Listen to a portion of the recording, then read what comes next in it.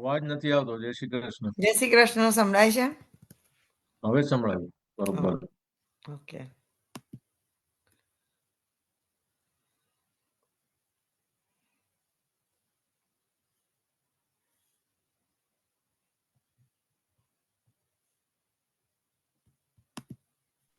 હું પણ બ્રિજની પાછળ જ બેઠો છું.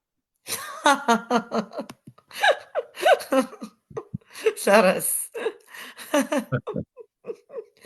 આપણે આજનો સત્સંગ મંગલાચરણથી શરૂ કરીશું. જયદીશજી પધારે છે? હા, એમને 5-7 મિનિટ થશે. વાંધો નહીં, આપણે આપણા ક્રમ શરૂ કરી દઈએ. આશ્રયપદ આ વખત આજે વસંત ઋતુનું આશ્રયપદ છે. એ તમે ગાશો ને? ના, આઈ થિંક ચક્ષુષા હા. ગાઈ શકશે. એને બહુ સરસ આવડે છે. અને એનો she will sing. I'll have a singer. પણ એને કહે છે કે પેલું એનું જે કીબોર્ડ છે એની સાથે કોરોલેટ ના થાય, કારણ કે પછી એ પેસ હા, મેન્ટેન અવાજ નથી. નથી આવતો ને. એક મિનિટ એકલી નથી ગાય ને આવ્યો. તો એને પૂછી જોઉં. એક જ મિનિટ વાળો ને, એને પૂછી જોઉં.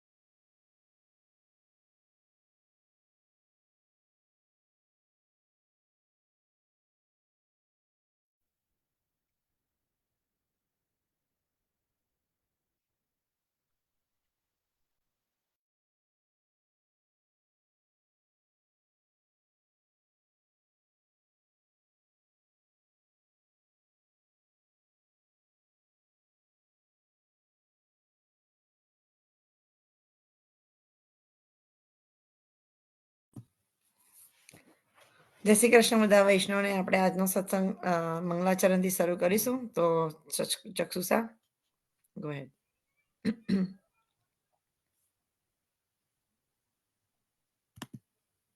Chaktusa, are you there? Can you hear me?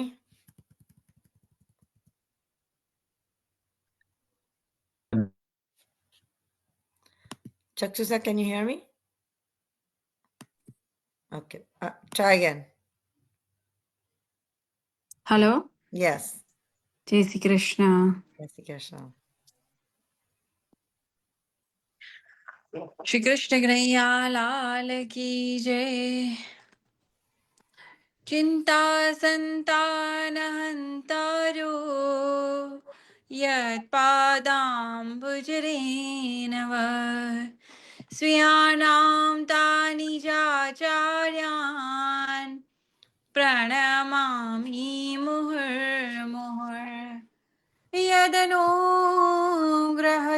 Jantu सर्वदुःखातिगो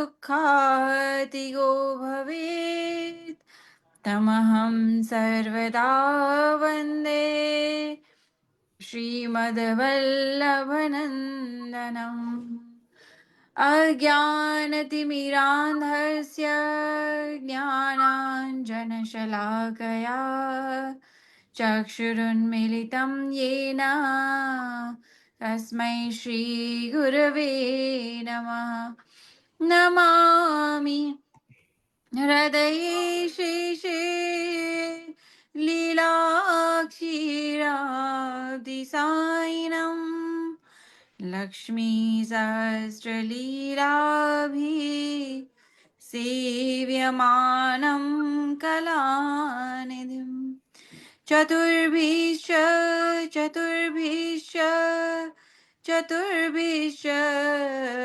त्रिभिस्तथा षड्भिरविराजतेयोऽसौ पञ्चधारदये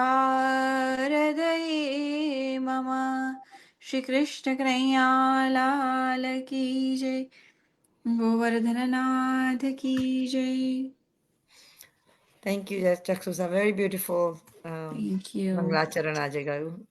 Different ragma. Thank you. Jai Shri Krishna. Jai Shri Krishna. જય શ્રી કૃષ્ણ બધા વૈષ્ણવને. આપણે જયશ્રી પધારે તેની રાહ જોઈએ છે. જસ્ટ ફ્યુ મોર મિનિટ્સ. તો શું કરું? ભજન ગાઈ નાખો એક. કેટલી વાર? રશ્મિબેન, તમે ગાવાના છો?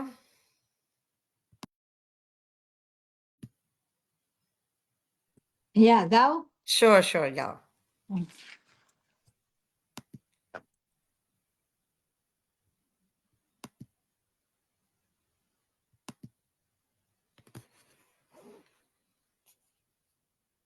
બોલ સિગિરાજ ધરણ કી જય. સુંદર શ્રી અમને મહારાણ કી જય. બાલકૃષ્ણ લાલ કી જય. નાના સરખા શ્રીનાથજી નાના નાના એના હાથ, નાની લકુટીઓ કર ગ્રહીને સુંદર દિશો છો પ્રાણનાથ. નાના નાના સરખા શ્રીનાથજી ને નાના નાના રે ના હાથ, નાના નાના સરખા ગોવાળિયા ને નાની સરખી રે ગાય, માથે સિંગડી રે સોપતિ ગોવર્ધન ચરવા જાય. નાની બંસી રે કારાગ્રહી હર્યો ગોપીના મન, રૂડી નંદજી નો લાડીલો રૂડુ શ્રી વૃંદાવન નાથ. નાના નાના રે નાનાથ, નાની સરખી રે મોજડી નાના નાના સરખા રે પાય, પાયે રણ જણ ગુગરિયું અણવટ વિછુઆ સાથ. નાના સરખા શ્રીનાથજી નાના નાના રે નાથ, પ્રભુજી ના મુખે મોરલી વાયે વેણું રસાલ, સપ્તે મોહી રે ગોપિકા રોતા મેલ્યા છે બાળ, કાલિંદી ને કાટડે ઉપા વગાડો છો વેણ, જોવાને દોને રે જાદવા કે વ્રજમાં થશે પોકાર, આંગળીઓ સાહીને તાણસો પ્રભુ મારું ધ્રુજે છે અંગ, સગડી ગોપીઓ આવશે તમને ઘેરશે મહારાજ. નાના નાના સરખા શ્રીનાથજી નાના નાના રે ના હાથ, કે બંસી બટના ચોકમાં ઉભા ઉભા વગાડો છો વેણ, માધવ દાસની શ્રી વિનતી આપો શ્રી વ્રજમાં વાસ. નાના સરખા શ્રીનાથજી નાના રે ના હાથ, નાની લકુટીઓ કર ગ્રહીને સુંદર દિશો છો પ્રાણનાથ. બોલ સિગિરાજ ધરણ કી જય. શ્યામ સુંદર શ્યામ ગુરુદેવ કી જય. જય શ્રી કૃષ્ણ.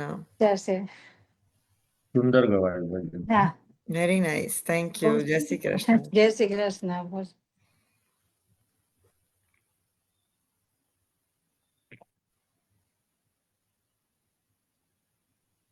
જે સેવામાં હશે ને એટલે મંગળાની સેવામાં હશે કદાચ. ત્યાં કેટલા વાગ્યા? રમા 8-10. એ ત્યાંના 6:45 જોડાવાના હતા. કેટલા વાગ્યા?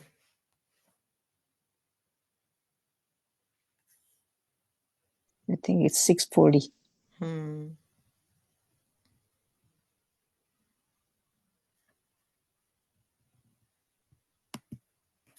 પ્રભુની રાહ તો જોવી જ પડે આપણે, મળતા નથી. હા. આપણી પાસે તો કેટલા બધા ટોપિકો ડિસ્કસ કરવાના છે. તમે ડિસ્કસ કરવા માંડો કલ્પેશ અંકલ. આપણે કાલે કેટલું સરસ વાત કરતા હતા. વૈષ્ણવોને તો સાત્વિકતાની વાતો ખૂટવી જ ના જોઈએ એકચ્યુઅલી.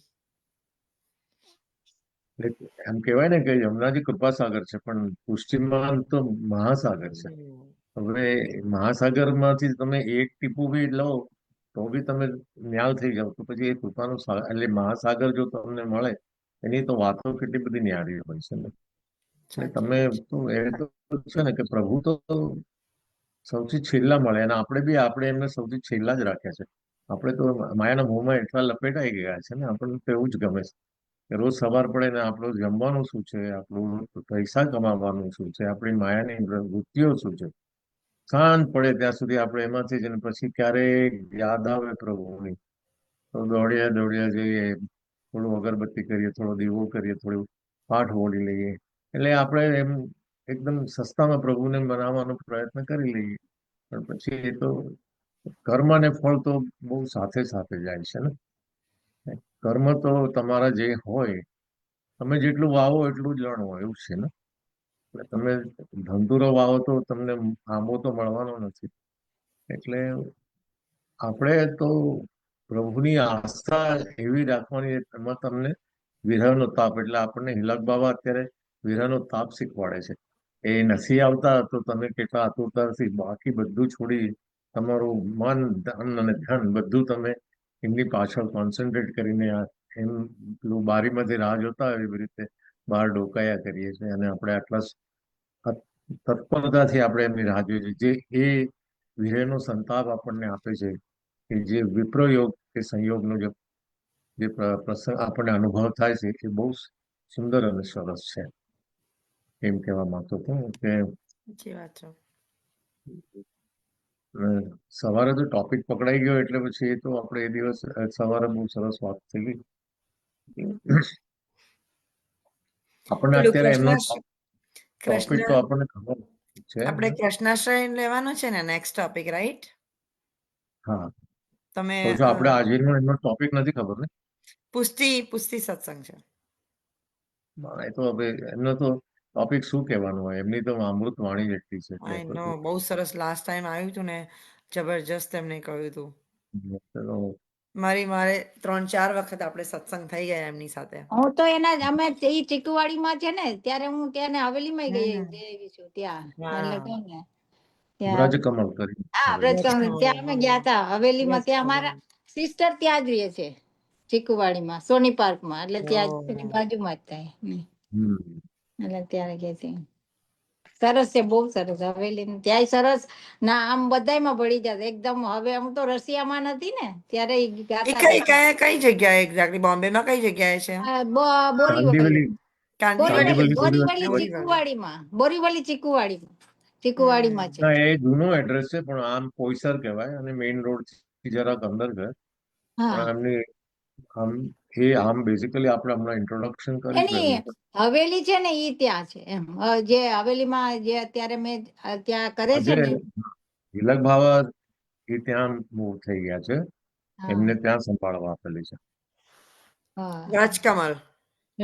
રાજુ બાવા કરી છે ને, એટલે એના એમના પપ્પા. હા, એમના એ પેટુ ફાધર.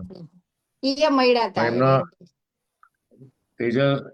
સેજલ એમના માતૃશ્રીનો અવાજ છે, અને એ જે અ, ગીતોને પદ ગાય છે વસંતના, તમે સાંભળીને આમ મુગ્ધ થઈ જાવ તમે. એમની પાસે જે લય ને પીચ છે તો ફેન્ટાસ્ટિક એમ. અને એમની પાસે બહુ જ સુંદર અવાજ છે, બહુ જ સુંદર અવાજ, એટલે અફલાતુન અવાજ છે. બ્લેસ્ડ છે, બ્લેસ્ડ. ના, બહુ સરસ છે. બધા આખું ફેમિલી. ત્યારે હું ત્યારે રશિયામાં જ હતી, તો બધા બહુ સરસ ગાતા હતા. અને હોળી ને ઈ જ હતું ત્યારે. એટલે વાવ. હા, એટલે સરસ હતું ત્યાં. ત્યાં જ કાંદીવલીમાં જ પણ રહે છે ને પેલા જે દ્વારકેશલાલજી મોટા જે હા, હા, અંબેમાં. ઈ મજઠિયામાં. કાંદિવલી હા, કાંદિવલી તો મજઠિયા. છે ને સેજલ, કાંદિવલી તો મુંબઈનું ગોકુળ છે.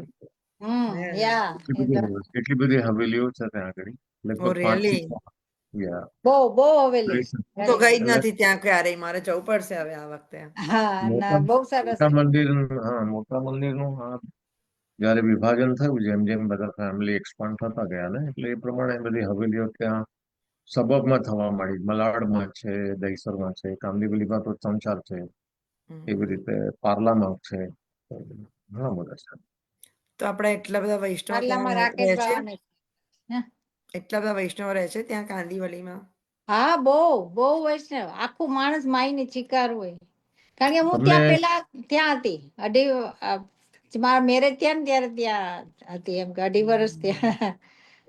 પછી બીજી હવેલી જે રાજુબાવા ટ્રેનની છે ને, એમાં તો એ જે ગલી છે આખી, તો તમને એવું જ લાગે કે આ સિંહનાદ્વારની ગલીને આમાં આ બધું આપણા લગતું જ સામાન, ત્યાં બધું ઠાકોરજીનું જ તમને સામાન મળે, એનું જ હા, સામાન એટલું બધું મળે. નાઈસ. તમે સિંહનાદ્વાર ચૂકી ગયા હોય તો તમે મુંબઈને કાંદિવલીમાં જઈને લઈ શકો, એવું છે. ઓહ ગુડ. થાય છે અમારે તો એ બધું અનુભવ ઘણો થાય છે, અને અમે તમે ત્યાં બોમ્બે ક્યાં છો? અંધેરીમાં છો કલ્પેશ અંકલ? ગયા વંદે. Yeah. અચ્છા, મારે તો જયશ્રી પધારી રહ્યા છો કે? I think so. મારી તો અમે તો અડધી કાંદીવલીમાં જ છીએ, કાંદીવલીમાં જ રહી જઈએ ને એટલે કાંદીવલીમાં જ હોય, ગિરિરાજની હવેલીની બાજુમાં જ. અચ્છા. ત્યાં મથુરાદાસ રોડ પર, એટલે અમે અહીંયા જ આ બાજુ છીએ એટલે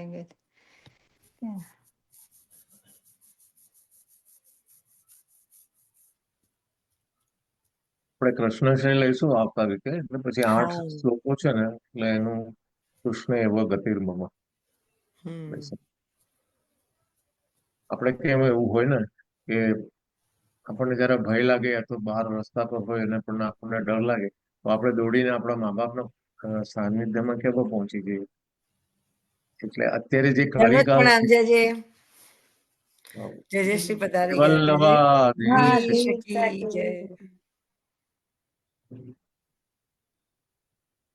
I think he's trying to join.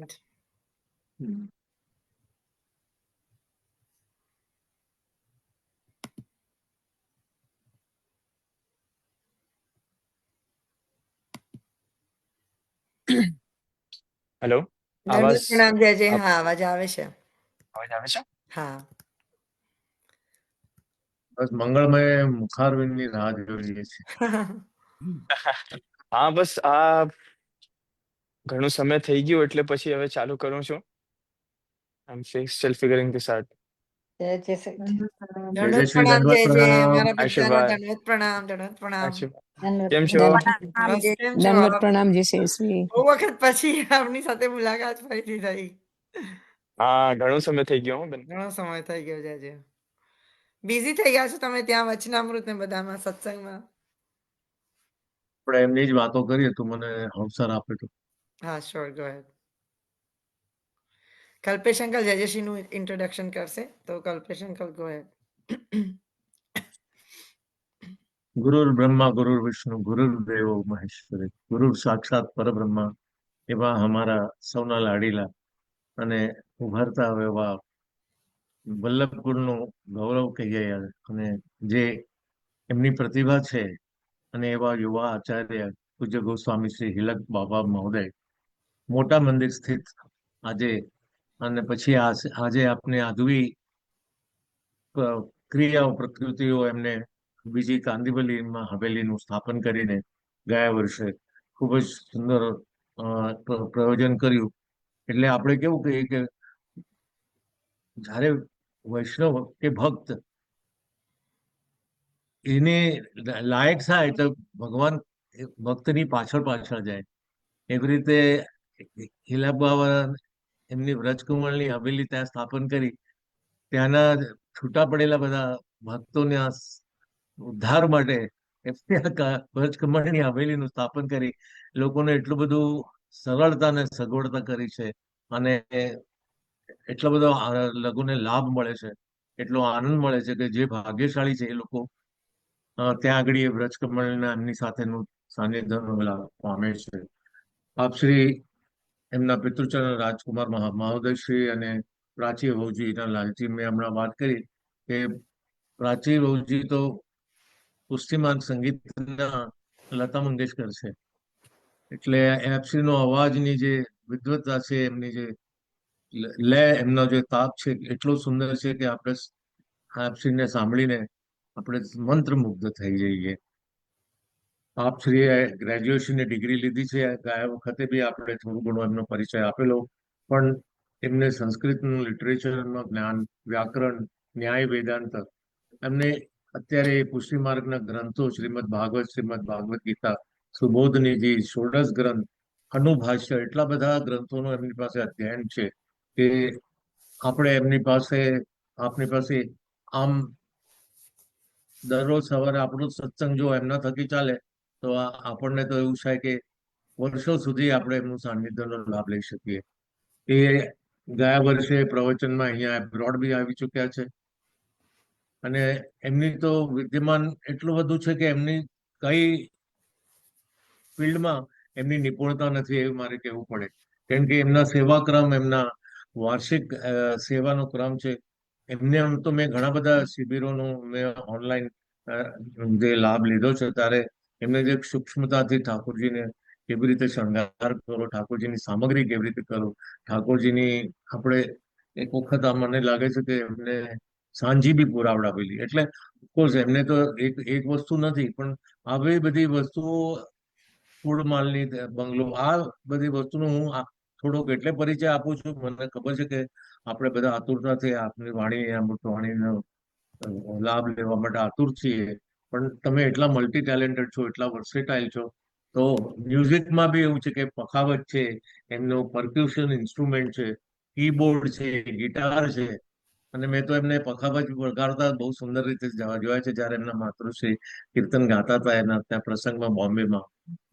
તો મને તો એક વાર એમનું ક્યાંક મને પ્રવચન મળી ગયું, અને ત્યારે તો મને લાગે હું મંત્ર મુગ્ધ થઈ ગયો, અને હિલાક બાવાનો હું એકદમ બરોબર શિષ્ય થઈ ગયો એવું લાગે છે મને.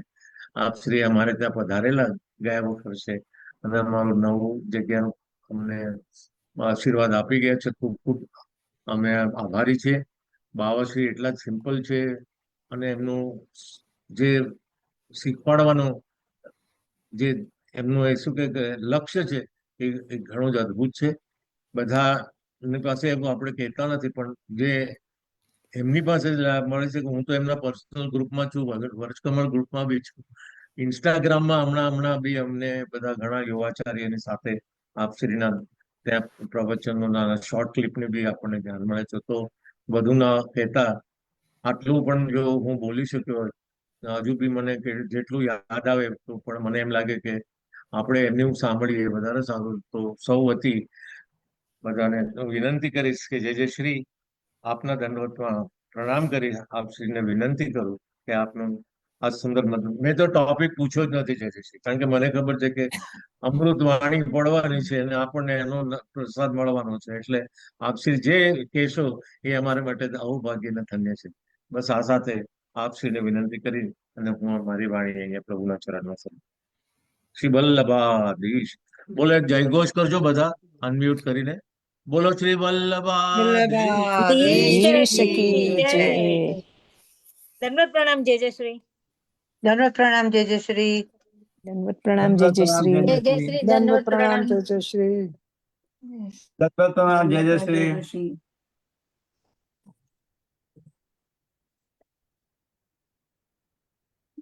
જન્માદ્યસ્ય યતોન્વયાદિતરતઃ ચાર્થેષ્વभिज्ञस्वराट् तेने ब्रह्महृदाय आदिकवये मुह्यन्ति यत्सूरयः तेजो वारिमृदां यथा विनिमयो यत्र त्रिसर्गो मृषा धाम्ना स्वेन सदा निरस्तकुहकं सत्यं परं धीमहि धर्मः प्रोच्चितकैतवोऽत्र परमो निर्मत्सराणां सताम् वेद्यं वास्तवमत्र वस्तु शिवदं तापत्रयोन्मूलनम् श्रीमद्भागवते महामुनिकृते किं वा परैरीश्वरः सद्यो हृद्यवरुध्यतेऽत्र कृतिभिः शुश्रूषुभिस्तत्क्षणात् निगमकल्पतरोर्गलितं फलं शुकमुखादमृतद्रवसंयुतं पिबत भागवतं रसमालयं मुहुरहो रसिका भुवि भावुकाः। नमो नमस्ते स्ववृषभाय सात्वतां विदूर काष्ठाय मुहुः योगिनां निरस्त साम्यातिशयेन राधसा स्वधामनि ब्रह्मणि रंस्यते नमः किरातगुणान्द्रपुलिन्दपुल्कसा आभीरकङ्का यवनाः खसादयः यन्ये च पापा यदुपाश्रयाश्रयाः शुध्यन्ति तस्मै प्रभविष्णवे नमः वन्दे शुकृष्णदेवं मुरनरकवितं वेदवेदान्तवेद्यं लोके भक्तिप्रसिद्ध्यै यदुकुलचलधौ प्रादुरासीदपारः यस्यासीदरूपमेव त्रिभुवनतरणे भक्तिवच्च स्वतन्त्रं शास्त्रं रूपं च लोके प्रकटयति मुदा यः स नो भूतिहेतुः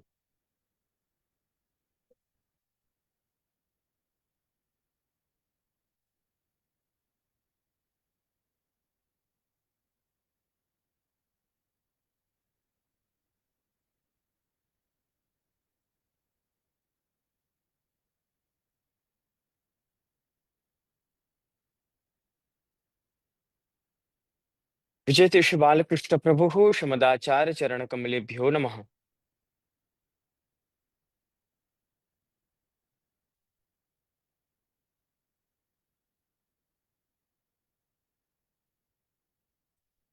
જરાક આપ બધાની મુખાકૃતિ ને આપ બધાનું મોઢું હું જોઈ લઉં આટલા સમય પછી આપણે મળીએ છીએ વાહ ખૂબ જ આનંદ થાય છે બધાને મળીને સેજલ બધાને વિનંતી કરજે કે બધા એમનું પેલું એ ખોલી નાખે એમ જરા. યા વિડીયો આઈ થિંક બધા એમનો વિડીયો ઓન કરવા માંડ્યા છે. હા હા એક બધાના ચહેરા દેખાય છે અને ખૂબ વધારે આનંદ થાય છે મને વાહ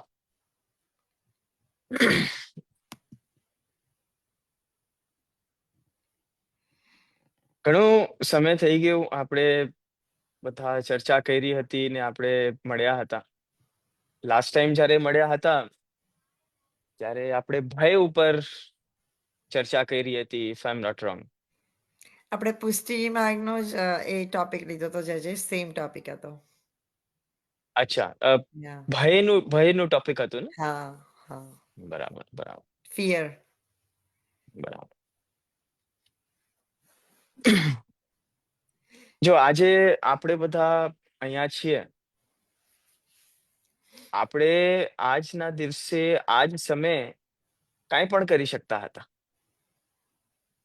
જો આપણે ઈચ્છા કરી હોત તો આપણે બધા પિક્ચર જોવા ગયા હોઈ શક્યા હતા ગાયન સાંભળી શકતા હતા અને વાતચીતો કરી શકતા હતા પ્રપંચ કરી શકતા હતા પરંતુ આજે જે આપણે આ નિયમ લીધું કે આપણને સત્સંગ કરવાનું છે કાં તો એમ કહું કે આ જે આપણે નિયમ દર વીક લઈએ છીએ અને દરરોજ આપણે એક એવો ઉદ્યમ રાખીએ છીએ કે ભગવત નામ લઈએ ભગવત સેવા કરીએ એ પોતાનામાં આટલી સુંદર અને આટલી પ્રશંસનીય વાત છે બીકોઝ 90% ઓફ ધ પીપલ હું વૈષ્ણવને જ ગણી લઉં એ 90%માં 90% વૈષ્ણવો આજના સમયમાં ભટકી ગયા છે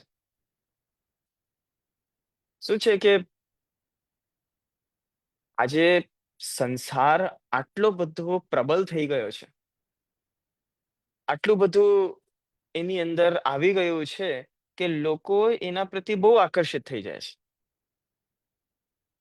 છે પહેલાના સમયમાં એવું હતું કે ભગવત ભજન ભગવત પાઠ અને પ્રભુની સેવા અને એક આધ્યાત્મિક જીવન જીવવાનું એક આઈડિયલ એક સિચ્યુએશન હતી આઈ વુડન્ટ સે કે બહુ સારી હતી પણ હમણાં કરતા કમ્પેરિઝનમાં તો બહુ જ સારી હતી કેમ કે પહેલા આપણી સામે ડિસ્ટ્રેક્શન્સ આટલા બધા નહોતા આજે આપણે બધા જે છીએ એક ક્ષણ ઉપર કોઈ ને કોઈ વસ્તુથી આકર્ષિત થઈને અને એમાં આસક્ત થઈ જઈએ છીએ અને એમાં અનફોર્ચ્યુનેટલી એવું થયું છે કે ધર્મને આપણે ભૂલી ગયા છે. જે વ્યક્તિના જીવનનું સૌથી મોટો અંગ છે, ધર્મ, એને ભૂલી ગયા છે. ધર્મ જે શબ્દ છે, આ બધાને જો હું બોલું અને આપને સમજમાં આવે તો એક આમ કરી દેજો, એટલે મને ખ્યાલ આવે કે સમજમાં આવે છે વાત.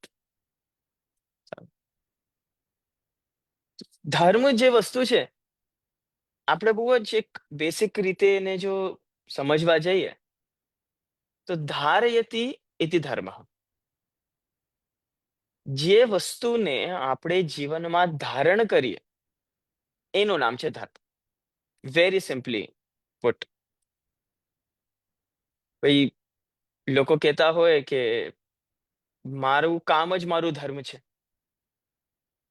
ભાઈ હું બિઝનેસ ચલાવું છું અને મારું જે કામ ધંધો હું કરું છું એ જ મારું ધર્મ છે.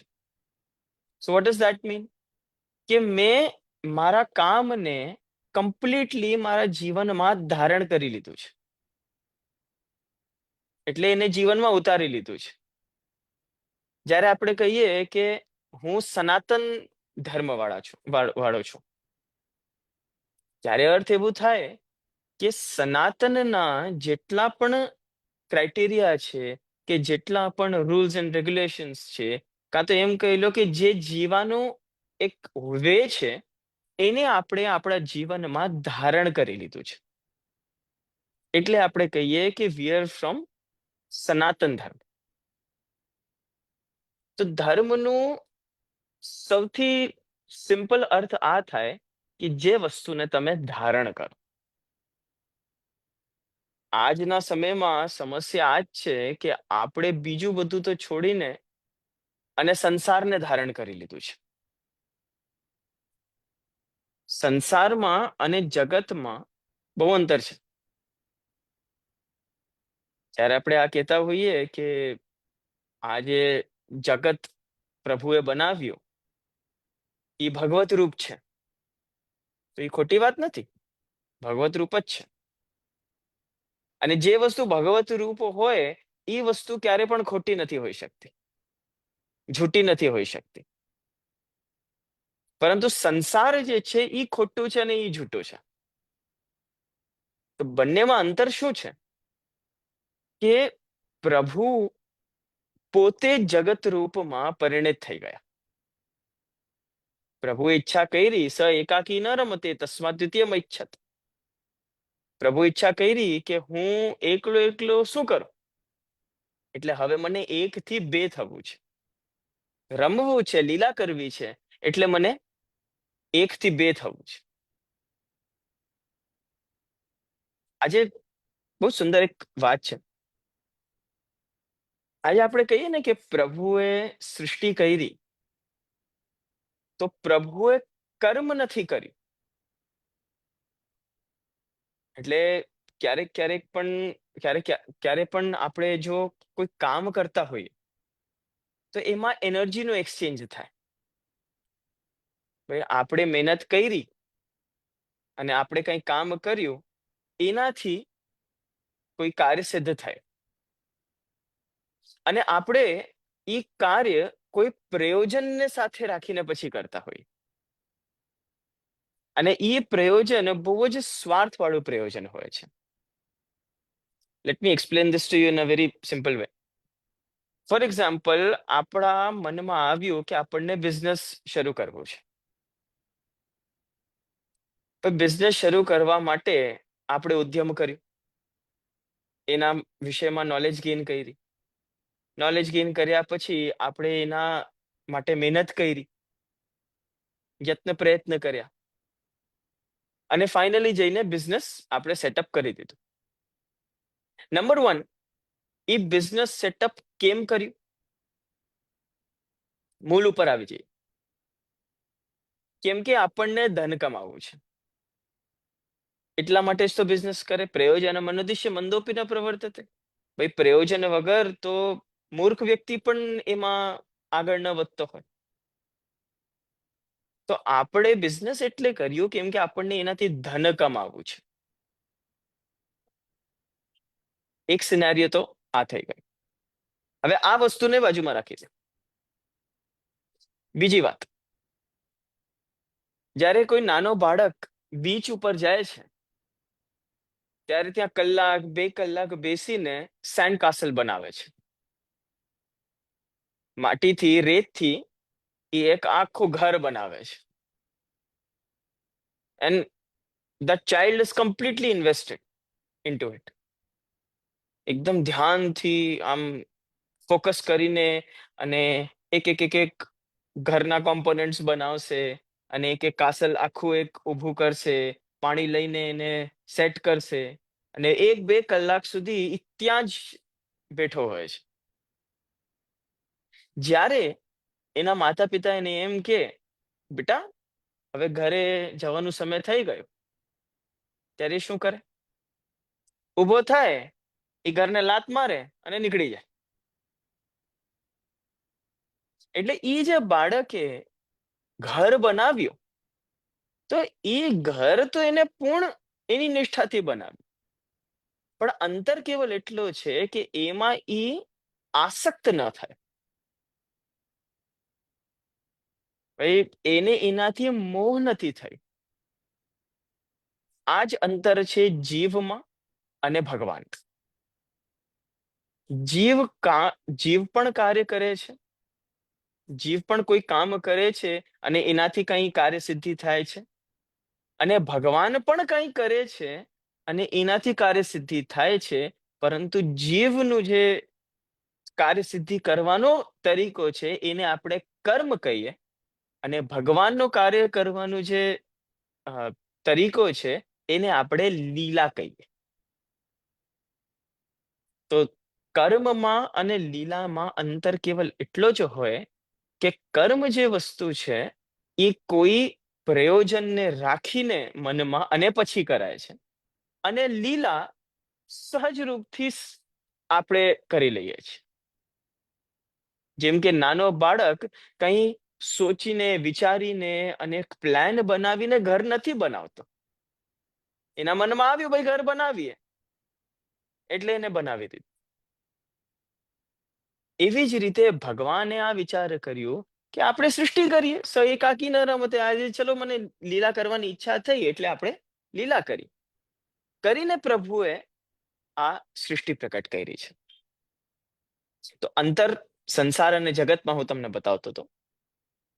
તો અંતર અહીંયા જ આવે છે કે જગત જે છે એ ભગવાનનો જ સ્વરૂપ છે. એટલા માટે એ સત્ય છે, એટલા માટે એ સાચું છે, કેમ કે એ ભગવાનમાંથી આવ્યો છે. અને સંસાર એટલા માટે ખોટું છે કેમ કે એ આપણામાંથી આવ્યું છે.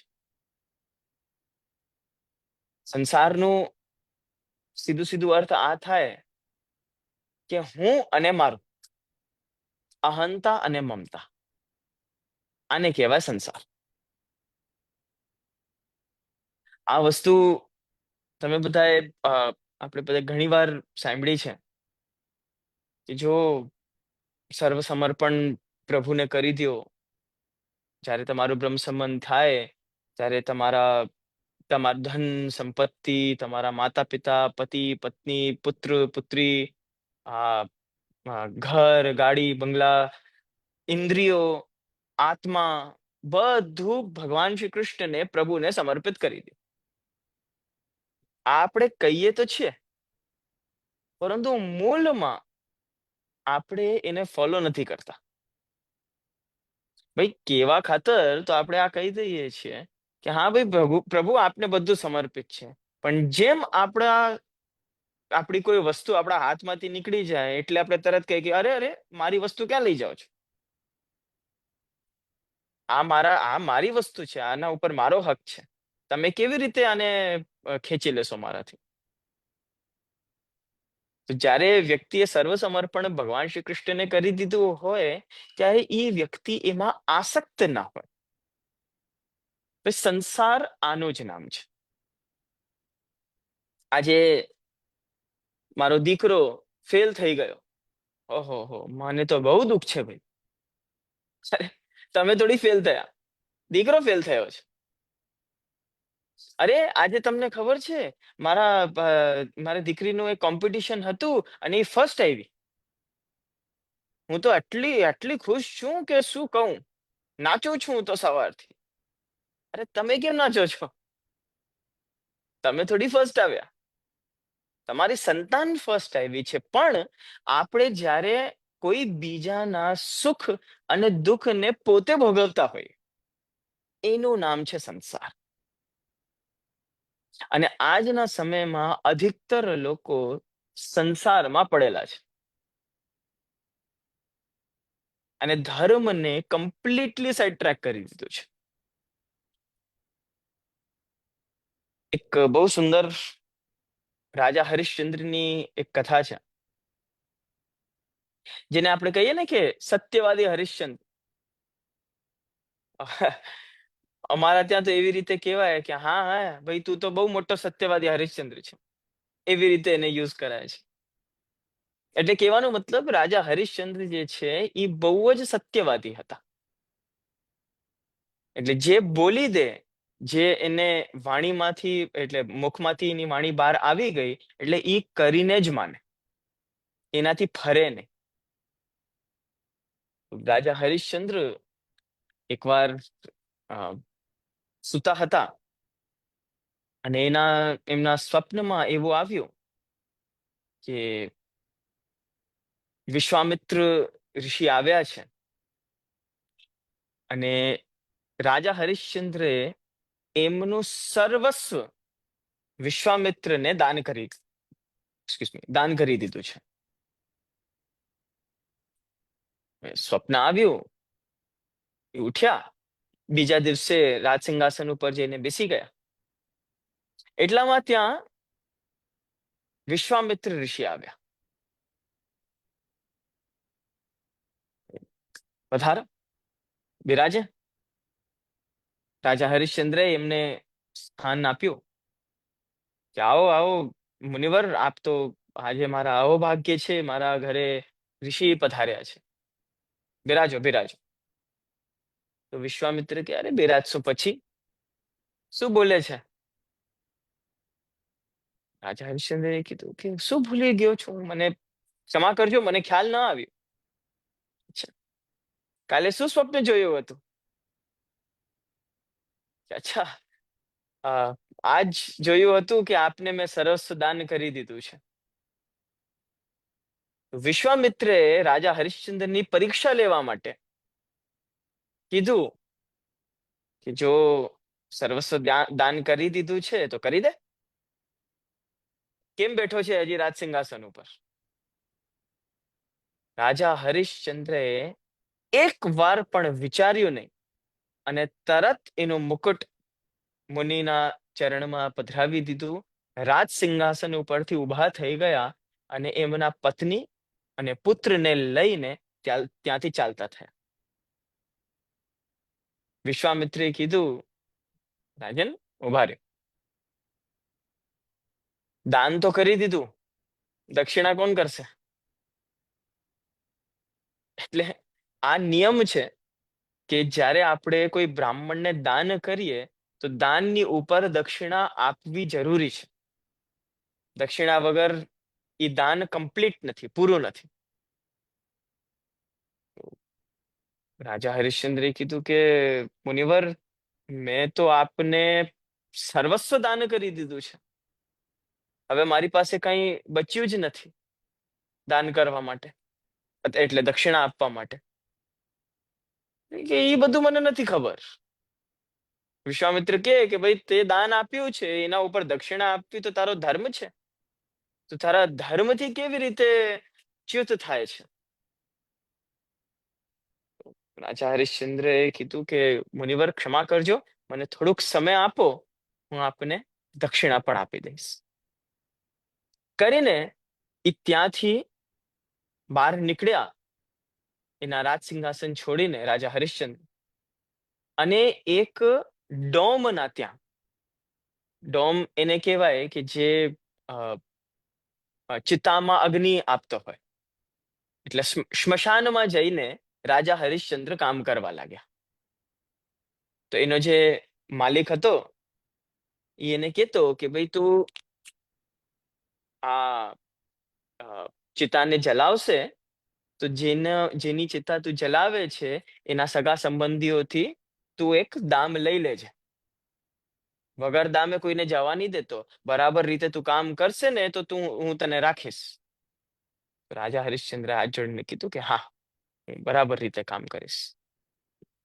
અને એની જે પત્ની હતી એ કોઈ બ્રાહ્મણના ત્યાં એના ઘરના કામકાજમાં એના નાના પુત્રને લઈને અને સાથે લાગી ગઈ હતી. એ રાજા હરિશ્ચંદ્ર ધીમે ધીમે ધીમે કરીને એ ડોમના ત્યાં કામ કરીને, સ્મશાનમાં કામ કરીને બધાથી એક નાનકડું દામ લે, ચિતા જલાવે ને દામ લે, એમ કરીને થોડા પૈસા ભેગા કર્યા અને વિશ્વામિત્રને જઈને દક્ષિણા આપી દીધી.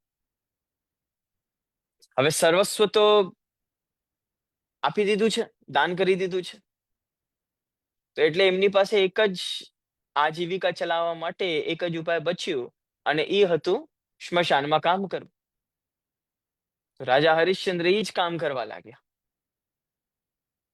હવે થોડુંક સમય પસાર થયું એટલામાં અચાનકથી એક દિવસ રાજા હરિશ્ચંદ્રની પત્ની એના પુત્રને હાથમાં લઈને રડતી રડતી એમની પાસે આવી. રાજાએ કીધું કે શું થયું? અરે તું અહીંયા કેવી રીતે? અને કેમ રડે છે? અને આ મારા પુત્રને કેમ તું એવી રીતે પકડીને રાખે છે? ઓલી પત્નીએ કીધું કે અનર્થ થઈ ગયું, અનર્થ થઈ ગયું. આ તો ભગવાનની કેવી લીલા છે ને ભગવાને આ શું કર્યું છે? આ રમતો હતો અને એટલામાં એક સર્પ આવ્યું અને એને કડી લીધું. અને રાજન, આપના પુત્રની મૃત્યુ થઈ ગઈ છે. અમારો પુત્ર મરી ગયો છે. રાજાને સાંભળીને ઝટકો લાગ્યો. એને કીધું કે હવે રાજન, આપ જ છો જે એને અગ્નિ આપી શકશો. આપ જ એના પિતા છો જે આપના પુત્રને આપ અગ્નિ આપશો. તો જ્યારે એની પત્નીએ એને ચિતામાં રાખ્યું એના પુત્રને, ત્યારે રાજા હરિશ્ચંદ્રને કીધું કે ચિતામાં તો અગ્નિ હું આપીશ, પણ તું દામ તો આપ, પૈસા તો આપ. એની પત્નીને બહુ આશ્ચર્ય થયું. એને કીધું કે શું વાત કરી રહ્યા છો? આપનો પુત્ર મરી ગયો છે અને આપના પુત્રને આપ અગ્નિ આપો છો અને એમાંથી આ પૈસા માંગો છો? રાજા હરિશ્ચંદ્રે કીધું કે જો, હમણાં તું મારી પત્ની નથી, હમણાં આ મારો પુત્ર નથી, હમણાં હું આ સંબંધમાં નથી, હું હમણાં દાસ છું. અને મારા સ્વામીએ આજ્ઞા કરી છે કે જ્યારે કોઈની પણ ચિતાને અગ્નિ આપવી હોય ત્યારે એનાથી દામ લેવું એટલે સ્વામીની આજ્ઞા અને મારા માટે પથ્થરની લકીર.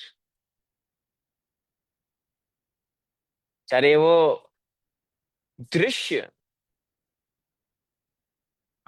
એની પત્નીએ જોયું ત્યારે એને કીધું કે જો રાજન, મારી પાસે તો પૈસા નથી.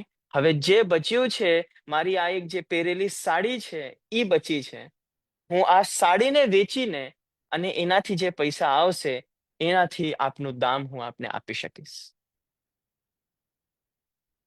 જ્યારે એવી પરિસ્થિતિ વિશ્વામિત્રે જોઈ ત્યારે તરત ત્યાં પ્રકટ થયા અને રાજા હરિશ્ચંદ્રને હાથ જોડ્યા કે રાજન, આપ સાચેકમાં સત્યવાદી છો. આપની પરીક્ષા હવે પૂરી થઈ ગઈ. આનાથી વધારે આપની હું પરીક્ષા નહીં લઉં. આજે આપે સિદ્ધ કરી દીધું કે સંબંધની આગળ, પૈસાની આગળ, આ લોક સંસારની આગળ બધાથી ઉપર ધર્મ બેઠો છે. આજે આપે આ વસ્તુને સિદ્ધ કરી દીધું. એટલે કહેવાનું તાત્પર્ય આ છે કે આપણે જ્યારે ધર્મને પકડીએ ને ત્યારે ધર્મ આપણને પકડી લે છે. આ કહેવામાં તો બહુ એક સિમ્પલ વસ્તુ બહાર આવે કે આપણે જ્યારે ધર્મને પકડી લઈએ ત્યારે ધર્મ આપણને પકડી લે, પણ it is a very big thing. It's not a easy thing. ધર્મ કોઈને પકડી લે ને એનાથી વધારે સારી વસ્તુ જીવનમાં વ્યક્તિ માટે કાંઈ ન હોઈ શકે. જેવી રીતે આપણે બધા પ્રભુને પકડીને રાખીએ છીએ, પરંતુ જ્યારે પ્રભુ આપણને પકડી લે ત્યારે મોટી વાત છે. અને આપણા પુષ્ટિ માર્ગમાં અને મર્યાદા માર્ગમાં આ જ અંતર છે. એક કહેવાય માર્જરન ન્યાય અને બીજું કહેવાય મરકટન ન્યાય. બહુ સરળ વસ્તુ છે સાંભળવામાં.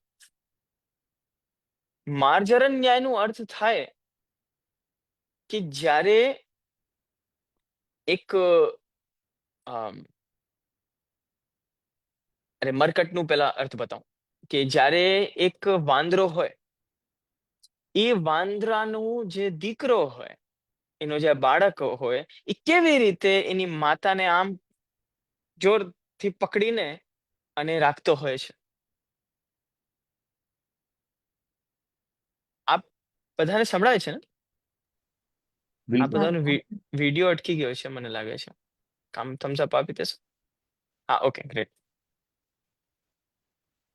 તો મરકટ કહેવાય છે વાંદરાને સંસ્કૃતમાં. તો વાંદરાનો જે દીકરો હોય એ કેવી રીતે એની માતાને આમ ટાઈટ પકડીને રાખે છે. પછી એની માતા એક ઝાડથી બીજા ઝાડ ઉપર જાય અને અહીંયા કૂદકા મારે ને ત્યાં ફરે છે ને લોકોના હાથમાંથી બધું ખેંચે છે ને બધું કરે છે. અને એટલું બધું એ એટલી બધી એક્ટિવિટીઝ કરતી હોય, પણ એનો જે દીકરો હોય, એનો જે બાળક હોય, એને ટાઈટ એના માતાને પકડીને રાખ્યો હોય.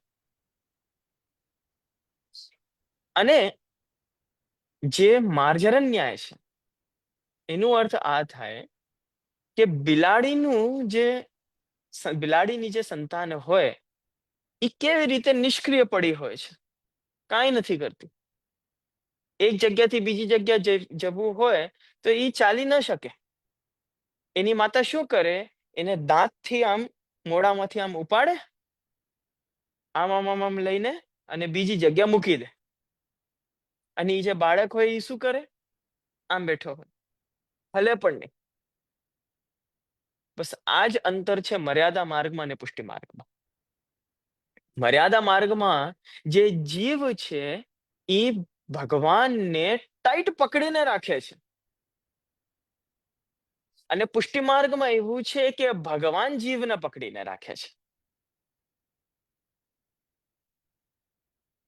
મર્યાદા માર્ગમાં એવું છે કે જીવને આ ડર છે કે ભાઈ મેં જો છોડી દીધું તો હું તો મારા માતાથી અલગ થઈ જઈશ. જીવને આ ડર છે કે મેં ભગવાનને છોડી દીધું તો ભગવાન તો મને બહાર દૂર કાઢી કાઢશે. પરંતુ પુષ્ટિ માર્ગમાં એવો ડર નથી. પુષ્ટિ માર્ગમાં એકવાર જો બ્રહ્મ સંબંધ થઈ ગયું, એના પછી જો આપણે ભગવાનને છોડી પણ દઈએ તો ભગવાન આપણને ક્યારે ના છોડે. ભાઈ, જ્યારે પૂતના ભગવાન શ્રી કૃષ્ણને મારવા માટે આવી ત્યારે એક સુંદર સ્ત્રીનું વેશ ધારણ કરીને આવી હતી. જેમ યશોદાજીના ઘરમાં આવી, એને જોયું કે બધા યશોદાજી અને બધા વ્રજગોપીઓ ત્યાં બેઠા છે અને પલનામાં ભગવાન શ્રી કૃષ્ણ પોઢ્યા છે. હવે એ એટલી સુંદર હતી પૂતના, આટલું સુંદર રૂપ ધારણ કરીને આવી હતી કે બધા ભગવાનને છોડીને અને એના સ્વરૂપનું રસપાન કરવા લાગ્યા. એટલે એની સુંદરતાને જોઈને અને મંત્રમુગ્ધ થઈ ગયા. આ જ વસ્તુ છે.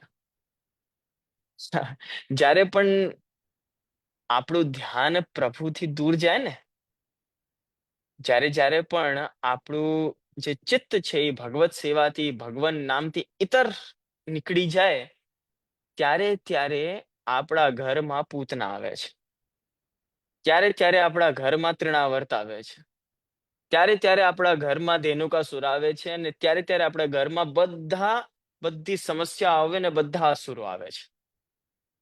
જ્યારે આપણું ધ્યાન ભગવાનથી ક્યાંક દૂર વયું જાય છે. કેમ કે એવું છે કે વ્યક્તિનું જે ભાગ્ય છે એ પ્રભુ પોતે લખીને આપે છે. આયુ કર્મ ચ વિત્તમ ચ વિદ્યા નિધનમેવ ચ પંચૈતાની વિલિખ્યંતે ગર્ભસ્થસ્યૈવ દેહિના. વ્યક્તિની આયુ કેટલો જીવાનો છે, એ કયા કયા કર્મ કરવાનો છે, એ કેટલો ધન કમાવાનો છે, કેટલી વિદ્યા પ્રાપ્ત કરવાનો છે, અને એની મૃત્યુ કયા પ્રકારથી થવાની છે, આ બધી વસ્તુઓ પ્રભુ ત્યારે જ નિશ્ચિત કરી દે છે જ્યારે જીવ ગર્ભમાં હોય છે. તો આપણું ભાગ્ય તો પૂર્વ નિર્ધારિત છે. આપણા જીવનમાં શું બધું થવાનું છે એ બધું તો પ્રભુએ પહેલાથી જ લખી દીધું છે. And when we come to think of it, જ્યારે આપણે આપણા ભાગ્યની વાત કરીએ તો આઈ ડોન્ટ થિંક કોઈ પણ એવું વિચારશે કે ભાઈ મારા ભાગ્ય તો હું તો પરમ ભાગ્યશાળી છું, મારા ભાગ્યમાં તો યશ જ લખ્યું છે, મારા ભાગ્યમાં તો આનંદ સુખ જ લખ્યું છે, એવો કોઈ ન વિચાર કરતો હોય. કેમ કે બધા પોતપોતાના ભાગ્યને લઈને રડતા જ હોય છે. શું છે કે એટલે રડતા હોય કેમ કે એ હજી ભગવાન શ્રી કૃષ્ણને સમર્પિત નથી થયા, એટલે રડતા હોય. જ્યારે ઇન્દ્રએ વ્રજ ઉપર વૃષ્ટિ કરી, વર્ષા કરી, અને ભયંકર વર્ષા કરી, આખો વ્રજ જલમાં સમાવિષ્ટ થઈ ગયો. તો જ્યારે ઇન્દ્રએ એવી વર્ષા કરી ત્યારે બધા વ્રજ ભક્તો ભગવાન શ્રી કૃષ્ણની પાસે ગયા અને એમની પાસે જઈને એમને કીધું, કૃષ્ણ કૃષ્ણ મહાભાગ ત્વન્નાથમ ગોકુલમ પ્રભુ ત્રાતુમ મહર્ષિ દેવાન્નઃ કુપિતાદ ભક્તવત્સલઃ. હે ભક્તવત્સલ, હે ગોકુલના નાથ, હે ભગવાન શ્રી કૃષ્ણ, આપ મહાભાગ્યવાન છો. આપની જ્યારે જન્મપત્રી અમે જોઈ હતી, ગર્ગાચાર્યજી જ્યારે આવ્યા હતા ત્યારે અમને ખબર પડી ગઈ હતી. જ્યારે આપ નાના હતા ને ત્યારે અમને ખબર પડી ગઈ હતી કે આપના તારા અને નક્ષત્ર ને બહુ બધા સારા છે. ભાઈ બ્રજભક્ત છે, એમને હજી સ્વરૂપ ખબર નથી. આટલું ખબર છે કે ભાઈ ભગવાન શ્રી કૃષ્ણ તમે ગોકુલના નાથ છો અને તમે જે છે એ શું કહીએ મહાભાગ્યવાન છો. એટલે આપ પ્રભુ અમારા ભાગ્યથી નહીં, પણ પ્રભુ આપ આપના ભાગ્યથી અમારી રક્ષા કરો. કહેવાનું તાત્પર્ય આ છે, સમજવાની વસ્તુ છે વૈષ્ણવ. કહેવાનું તાત્પર્ય આ છે કે જ્યારે પણ આપણે એમ કહીએ કે પ્રભુ પોતાના ભાગ્યથી અમારી રક્ષા કરે, ઇટ મીન્સ કે આપણા ભાગ્યમાં કંઈ ખોટું પણ લખ્યું હોય પણ પ્રભુ તો મહાભાગ્યવાન છે. ભાઈ આપણો ભાગ્યમાં અપયશ પણ લખ્યો હોય, આપણા ભાગ્યમાં પતન પણ લખ્યો હોય, પણ જો આપણે ભગવાન શ્રી કૃષ્ણના શરણમાં હોઈએ તો આપણું ભાગ્ય જે છે એ બેસી જાય છે અને ભગવાન શ્રી કૃષ્ણનું ભાગ્ય એ એક્ટિવ થઈ જાય છે અને એ કામ કરે છે. અને વિચાર કરો કે ભગવાનથી વધારે ભાગ્યશાળી કોણ હોઈ શકે? અને જ્યારે ભગવાન શ્રી કૃષ્ણનું ભાગ્ય આપણને મળે તો આપણાથી વધારે સૌભાગ્યશાળી બીજો કોણ હોઈ શકે છે? તો અર્થાત કહેવાનો મતલબ કે પૂતનાની વાત આપણે કરતા હતા કે જ્યારે જ્યારે પણ એવી સમસ્યા આવે ત્યારે આપણા ઘરમાં પૂતના અને બધા અસુરો આવે છે, બધી સમસ્યા આવે છે. અને એવી જ સમસ્યા યશોદાજીના ઘરમાં પણ આવી. જ્યારે યશોદાજી અને બીજા વ્રજ ગોપીઓ પૂતનાના સૌંદર્યને જોઈને ત્યાં મંત્રમુગ્ધ થઈ ગયા અને પ્રભુથી ધ્યાન હટી ગયું. પૂતના આવી, ભગવાનને થોડામાં લીધું, રમાડતી રમાડતી રમાડતી ઘરની બહાર લઈ ગઈ અને એક મોટી રાક્ષસીનું વેશ ધારણ કરી અને ભગવાન શ્રી કૃષ્ણને વિષવાળું, ઝેરવાળું દૂધ નું પાન કરાવવા લાગી. હવે ભગવાન તો ભગવાન છે, એ તો આરામથી સ્તનપાન કરતા હતા અને ભગવાન શ્રી કૃષ્ણએ સ્તનપાન કરતા કરતા પૂતનાના પ્રાણ ખેંચવા લાગ્યા. હવે કોઈના પ્રાણ જતા હોય તો એને કેટલી પીડા થતી હોય છે. પૂતનાને પણ બહુ જ પીડા થઈ. પૂતનાએ કીધું કે હામુંચ, હામુંચ, છોડ મને, તું છોડ. ભગવાન શ્રી કૃષ્ણએ કીધું કે બસ આજ હું નથી કરી શકતો. આજ એક એવી વસ્તુ છે જે મારાથી ન થાય. જીવનમાં હું બધું કરી શકું. ભાઈ હું ભગવાન છું, સર્વ સામર્થ્યવાન છું, વિશ્વનો નાથ છું, હું બધું કરી શકું, પણ આ જ એક વસ્તુ હું ન કરી શકું કે એક વાર હું કોઈને પકડી લઉં એના પછી હું એને છોડી ના શકું. એટલે આ તો મારાથી એક્સપેક્ટ નહીં કરતી, હું તને છોડું તો જરાય નહીં. એમ કરી પ્રભુએ એ રાક્ષસીનું ઉદ્ધાર કર્યું. કેમ આપણે એમ ના કહીએ કે પૂતનાને મારી દીધું, મારી કાઢ્યું? કેમ એવું કહીએ કે પ્રભુએ ઉદ્ધાર કર્યું? કેમ કે પ્રભુ ના હાથે જે વસ્તુ થાય છે એ કલ્યાણકારી જ હોય છે. એમાં પ્રભુ જો આપણને મારી નાખે તોય આપણા માટે ઉદ્ધાર છે, અને આપણને જીવતા રાખે તોય આપણા માટે આશીર્વાદ છે. ભગવાન શ્રી કૃષ્ણે કર્યું છે ને, એમની ઈચ્છાથી કર્યું છે ને. વિવેકસ્તુ હરિ સર્વમ નિજેચ્છાતઃ કરિષ્યતિ. આપણા માટે વિવેકની વસ્તુ આ જ છે. આપણા માટે વિવેક આ જ છે. ભાઈ વિવેક એને કહેવાય કે સાચા અને ખોટામાં અંતર ખબર હોય, એને આપણે કહીએ વિવેક. તો આપણા માટે વિવેક આ છે કે આ સમજી લઈએ કે ભગવાન શ્રી કૃષ્ણ જે કરે છે સ્વેચ્છાથી કરે છે, પોતાની ઈચ્છાથી કરે છે, ને આપણા માટે કલ્યાણકારી જ હોય છે. એમાં પ્રભુ આપણને જીવતા રાખે કે આપણને મારી દે, આપણા માટે તો ઉદ્ધાર જ છે.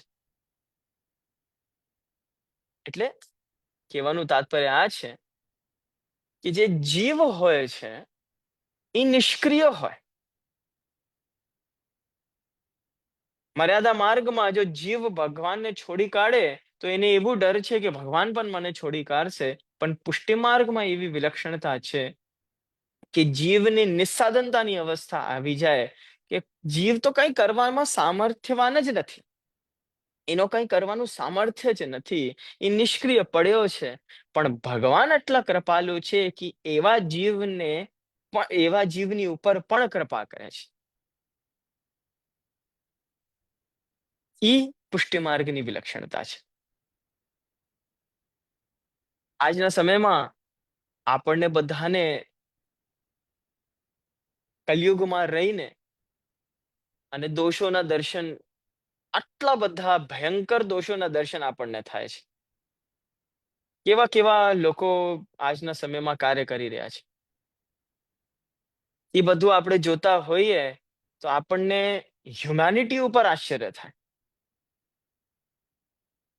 જોવા જઈએ તો આપણે પણ એ બધી વસ્તુઓમાં, એ ખોટી વસ્તુઓમાં એક ભાગ બનીએ છીએ. અને જાણે અનજાણે આપણે પણ એવી કેટલી બધી ભૂલ કરી દઈએ છીએ એ આપણને પણ નથી ખબર હોતી. કહેવાનો મતલબ આ કલયુગ છે ને એ દોષોનું ભંડાર છે. અને જીવ વ્યાવૃત્ત છે, વ્યાવૃત્તિમાં લાગ્યો છે, પૈસા કમાવા છે એને. ભગવત ભજન કરવાનું અને ઠાકોરજીનું નામ લેવાનું, ભગવત સેવા કરવાનું એની પાસે સમય જ નથી.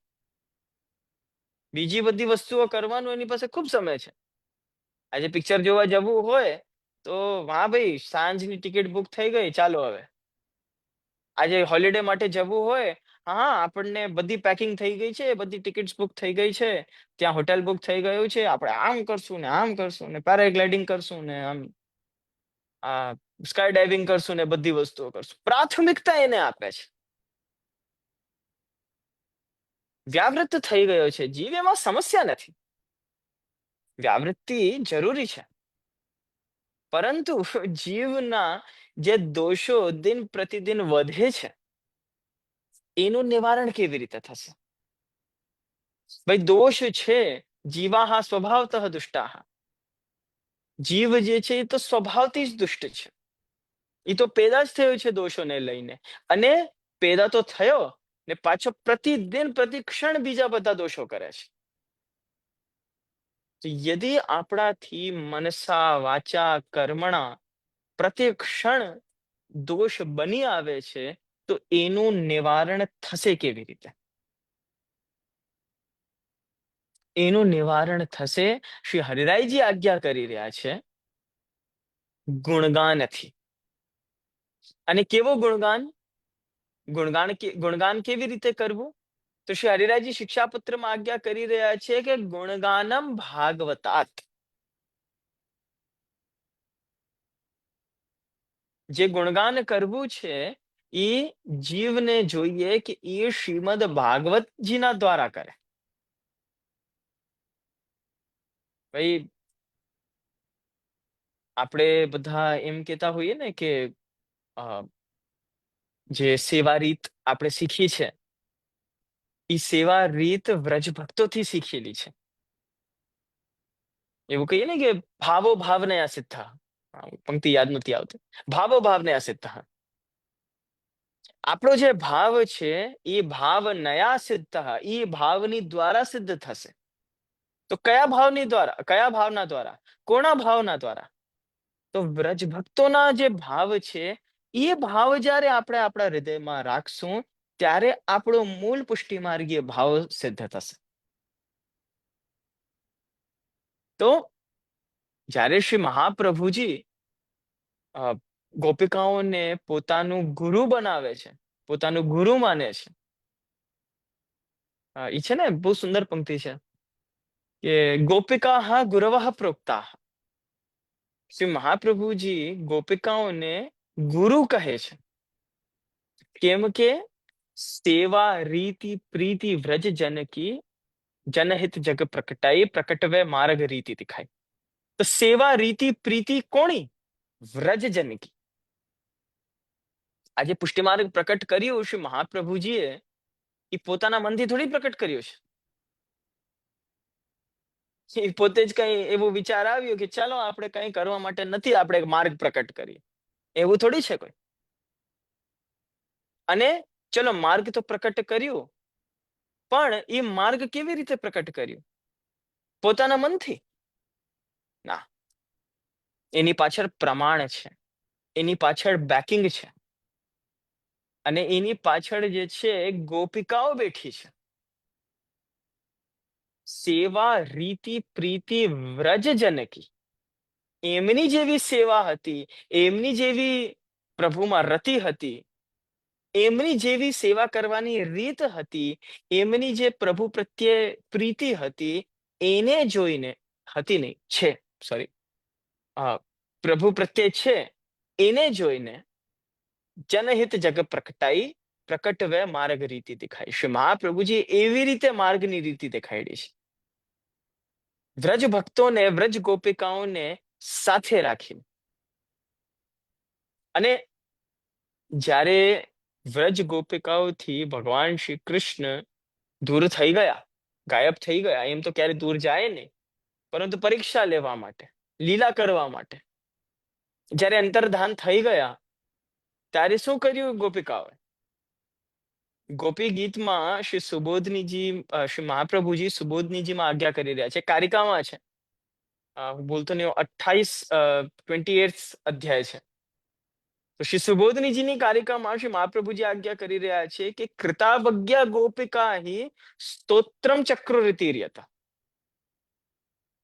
એટલે જ્યારે ગોપિકાઓથી અપરાધ બન્યું ત્યારે એમને એનું નિવારણ કરવા માટે એને દૂર કરવા માટે ગુણગાન કર્યું, ભગવાન નામ લીધું. તો જ્યારે આપણા ગુરુ ગોપિકાઓ છે ત્યારે આ પણ વસ્તુ આપણને શીખવાની છે કે જેમ ગોપિકાઓથી દોષ બન્યા તો એમને ગુણગાન કર્યા, એવી જ રીતે જ્યારે આપણાથી કંઈ દોષ બની જાય ત્યારે આપણને ગુણગાન કરવું જોઈએ, ભગવાન નામ લેવું જોઈએ. અને ભગવાન નામ લેવાથી જ આપણું કલ્યાણ છે. અને ભગવાન નામ કેવી રીતે લેવું જોઈએ? તો ગુણગાનમ ભાગવતાત. શ્રી હરિરાયજી સ્પષ્ટ આજ્ઞા કરી રહ્યા છે શિક્ષાપત્રમાં કે તમને ગુણગાન કરવું છે ને, તમને ભગવાન નામ લેવું છે ને, તો શ્રીમદ ભાગવત દ્વારા લ્યો, ભાગવતાત પંચમી. કેમ કે શ્રીમદ ભાગવતમાં જ પ્રભુના જે સ્વરૂપ છે, પ્રભુની જે લીલાઓ છે એ બધી સ્પષ્ટ રૂપે અને ખોલીને જે ગૂઢ અર્થ છે એને પ્રકટ કરીને શ્રી મહાપ્રભુજી સુબોધજીજી પ્રકટ કરી છે. એટલે આપણે જો શ્રીમદ ભાગવતને પકડી લીધું, જે ભગવાન શ્રી કૃષ્ણનું વાંગ્મય સ્વરૂપ છે. ભાઈ, આજના સમયમાં લોકો સૌથી મોટી ભૂલ આ જ કરે છે કે શ્રીમદ ભાગવતને એ લોકો ગ્રંથ માની લે છે. સાચેકમાં આ જાણવા જેવી વસ્તુ છે. આપણે સૌથી મોટી ભૂલ આજના સમયમાં આ જ કરીએ કે શ્રીમદ ભાગવતને આપણે ગ્રંથ માની લઈએ. એ ગ્રંથ નથી, એ પોતે નામ વિગ્રહ છે, પ્રભુનું જ સ્વરૂપ છે. બે વસ્તુ હોય, એક હોય સ્વરૂપ વિગ્રહ અને એક હોય નામ વિગ્રહ. અને સ્વરૂપ વિગ્રહનો અર્થ થાય કે ભગવાન શ્રી કૃષ્ણનું એક આકાર, એક સ્વરૂપ. અને નામ વિગ્રહનો અર્થ થાય કે ભગવાન શ્રી કૃષ્ણનું નામ અને એનો એક આકાર.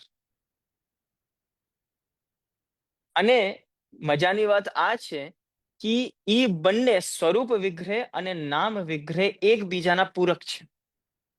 આ સમજવા જેવી વસ્તુ છે, ધ્યાન આપજો આના ઉપર. જો આ વસ્તુ કે સ્વરૂપ વિગ્રહ અને નામ વિગ્રહ એકબીજાના પૂરક છે, આ વસ્તુને સમજજો, બહુ ધ્યાનથી સાંભળજો. સ્વરૂપ સેવા વ્યક્તિ કરશે, જેટલી સ્વરૂપ સેવા કરશે એની એટલી જ પ્રવૃત્તિ નામમાં થશે. અને જેટલું ભગવાન શ્રી કૃષ્ણનું નામ લેશે એની એટલી જ પ્રવૃત્તિ ભગવાન શ્રી કૃષ્ણની સેવા કરવામાં થશે. કેવી રીતે? કે જ્યારે પ્રભુની વ્યક્તિ સેવા કરે છે ત્યારે લીલાના અનુસંધાનમાં સેવા કરે છે. આપણા ત્યાં બધી વસ્તુઓ લીલાથી કનેક્ટેડ હોય છે. આપણે જે પણ સેવા કરી રહ્યા છે એ બધી સેવા ભગવાન શ્રી કૃષ્ણની કોઈ ને કોઈ વ્રજની લીલાના ઉપર જ સેવા છે. અને એ જ સેવાને, એ જ લીલાને આપણે ધ્યાનમાં રાખીને, એનું અનુસંધાન રાખીને જ આપણે એ સમય ઉપર એ સેવા કરી રહ્યા છે. ફોર એક્ઝામ્પલ, આપણે જો ઉત્થાપન ભોગ ધરતા હોઈએ તો એ ઉત્થાપન ભોગ શ્રી ગિરિરાજજી ઉપર આવે છે. તો ગિરિરાજજી ઉપર ઉત્થાપન ભોગ આવે તો ગિરિરાજજીની જે ગોપીઓ છે એને આપણે પુલિંદી કહેતા હોય. તો ત્યાંની ગોપીઓની કાની આપણે આપતા હોઈએ જ્યારે આપણે ઉત્થાપન ભોગ ધરી. આપણે બધાની શ્રી મહાપ્રભુજી કી કહાની શું, એટલે શ્રી વલ્લભ કી કહાની શું, 84 વૈષ્ણવ કી કહાની શું, શ્રી ગુસાઈ જી કહાની શું, 252 84 વૈષ્ણવ કી કહાની શું, શ્રી યમુનાજી કી કહાની શું, શ્રી દમલાજી કી કહાની શું, બ્રજભક્તન કી કહાની શું, અને પુલિંદીજી કી કહાની શું. અને એ એક્સક્લુઝિવ પુલિંદીજીની કહાની આપણે ઉત્થાપનમાં જ આપતા હોઈએ. કેમ આપીએ? કેમ કે પુલિંદીજી ત્યાંની ગિરિરાજજીની ગોપી છે અને એ ઉત્થાપનના સમય ઉપર ભગવાન શ્રી કૃષ્ણ ગિરિરાજજી ઉપર જ બિરાજે છે. અને એ જે પુલિંદીઓ છે એ પ્રભુને ગિરિરાજજીમાંથી જ ફલ પધરાવીને અને પ્રભુને આરોગાવે છે. આ જે લીલા છે, આ જે આપણે પ્રભુની સેવા કરી રહ્યા છે, તો આપણે એ લીલાનું અનુસંધાન મનમાં રાખીને અને પછી આપણે સેવા કરી રહ્યા છે.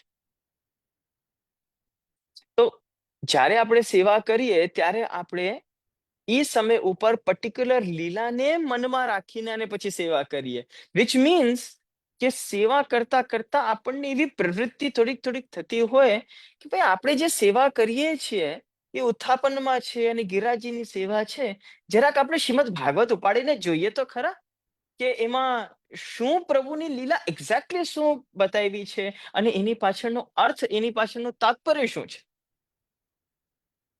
તો જ્યારે આપણે ભગવત સેવા કરી, સ્વરૂપની સેવા કરી, ત્યારે આપણને સ્વરૂપ સેવાએ નામમાં પ્રવૃત્ત કર્યું કે નહીં કર્યું? સેવા કરતા કરતા આપણા મનમાં એવું આવ્યું કે નહીં કે આપણને જરાક એકવાર જોઈએ તો ખરા કે એક્ઝેક્ટલી શું લીલા છે. સંધ્યા આરતીમાં પ્રભુ પધારે છે વૃંદાવનથી પાછા, નંદાલે પધારે છે, ભાઈ શું લીલા છે? જ્યારે પ્રભુ વૃંદાવનમાં પધારે છે, બરહાપીડમ નટવર વપુઃ કર્ણયોઃ કર્ણિકારમ બિભ્રત્વાસઃ કનક કપિશમ વૈજયંતીમ ચ માલામ રંધ્રાન્વેણો રથર સુધયા પૂરયન ગોપ વૃંદૈઃ વૃંદારણ્યમ સ્વપદ રમણમ પ્રાવિશત ગીત કીર્તિ. એટલે હવે પ્રવેશ કર્યો, પ્રાવિશત ગીત કીર્તિ. એટલે જ્યારે પ્રવેશ કર્યો ત્યારે પ્રભુને શું કર્યું? આ રાજભોગની સેવા થાય છે, એ શું સેવા છે? આપણે ઠાકોરજીને એમ કહેતા હોઈએ કે લલિતલાલ શ્રી ગોપાલ સોઈએ ન પ્રાતકાલ યશોદા મૈયા લેત બલૈયા. તો યશોદા મૈયા બલૈયા કેવી રીતે લે છે? વ્રજભક્ત દ્વાર ઠાડે, કેવી રીતે વ્રજભક્ત દ્વાર ઠાડ્યા છે? એ બધી લીલાઓને આપણને જાણવાની ઈચ્છા થાય છે. જ્યારે આપણે ભગવત સેવા કરીએ ત્યારે એ આપણને એવી લીલામાં, એવા નામમાં પ્રવૃત્ત કરે છે. એન્ડ વાઇસ વર્સા, જ્યારે આપણે સેવા ન કરીએ અને જ્યારે આપણે નામ લઈએ અને જ્યારે આપણે શ્રીમદ ભાગવત ઉપાડીને આપણે વાંચતા હોઈએ ત્યારે આપણને એવું મનમાં આવે કે ઓહો, ઠાકોરજીની એટલી એટલી સુંદર લીલા છે, મને પણ એક ભાગ બનવું છે પ્રભુની લીલાનું. ભાઈ ભાગ બનવા માટે મને પ્રભુની સેવા કરવી હશે અને જ્યારે હું પ્રભુની સેવા કરીશ ત્યારે આ સાક્ષાત લીલા મારી સાથે પણ થશે. તો જ્યારે વ્યક્તિએ નામ વાંચ્યું, ત્યારે શ્રીમદ ભાગવત વાંચી, ત્યારે એને સેવામાં નામે પ્રવૃત્ત કર્યો છે. જ્યારે એને ભગવત સેવા કરી ત્યારે એને નામમાં, ભગવત લીલામાં સેવાએ પ્રવૃત્ત કર્યો છે. એટલે કહેવાનું મતલબ કે સ્વરૂપ સેવા, સ્વરૂપ વિગ્રહ અને નામ વિગ્રહ બંને એકબીજાના પૂરક છે. એકબીજાને ઈ પૂરું કરે છે, એકબીજામાં ઈ પ્રવૃત્ત કરાવે છે. એટલા માટે આ શ્રીમદ ભાગવત ગ્રંથ નથી. આ ભૂલ નહીં કરતા ક્યારે પણ. શ્રીમદ ભાગવત ભગવાન શ્રી કૃષ્ણનું નામ વિગ્રહ છે. એટલે જ તો ભાઈ સ્પષ્ટ વાત છે, આનું પ્રમાણ પણ આપણને મળે છે કે એવું કહેવાય છે કે શ્રીમદ ભાગવતનું પાઠ કરવું હોય તો એને ખોળામાં લઈને પછી પાઠ કરવું જોઈએ. છે કે નહીં એવો નિયમ? એટલે આપણે સાંભળ્યું છે એવું કે શ્રીમદ ભાગવતનું પાઠ જ્યારે કરવું ત્યારે પોતાના ગોદમાં રાખીને, ખોળામાં રાખીને પછી પાઠ કરવું જોઈએ. તો એ કેમ એવું છે? કેમ કે નમામિ બાલ કૃષ્ણમ યશોદોત્સંગ લાલિતમ, પુત્ર લાલિતમ, યશોદોત્સંગ લાલિતમ, યશોદા ઉત્સંગે લાલિતમ. ઉત્સંગે એટલે ગોદમાં. તો ભગવાન શ્રી કૃષ્ણ જે છે એને યશોદાજી ઉત્સંગે લાલિતમ રમાડે છે. કેવી રીતે? તો ખોળામાં લઈને, બિરાજમાન કરીને અને પછી રમાડે છે.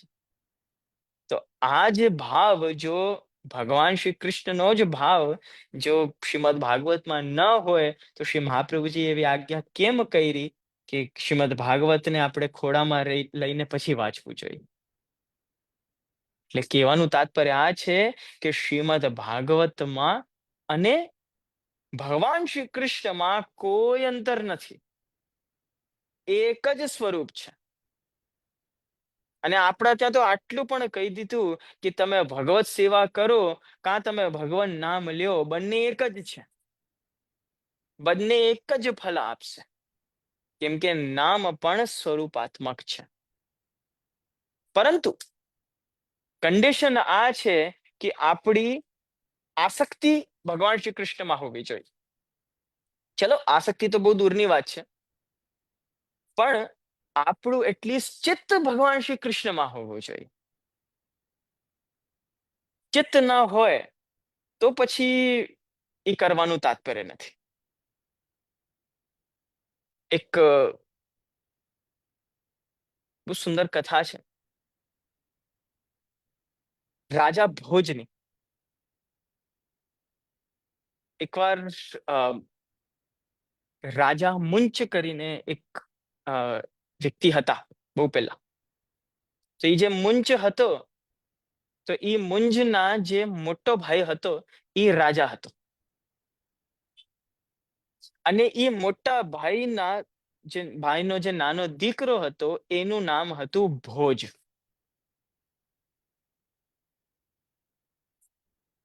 મુંજ એના ભાઈથી અતિશય પ્રેમ કરતો હતો, ભોજથી પણ અત્યધિક પ્રેમ કરતો હતો. એવો બનાવ બન્યો કે જે મુંજનો મોટો ભાઈ હતો એટલે ભોજના પિતા, એની મૃત્યુ થઈ ગઈ, દેહાંત થઈ ગયું. હવે જે ભોજ હતો એ તો બહુ નાનો બાળક હતો, 5 વર્ષનો બાળક હતો.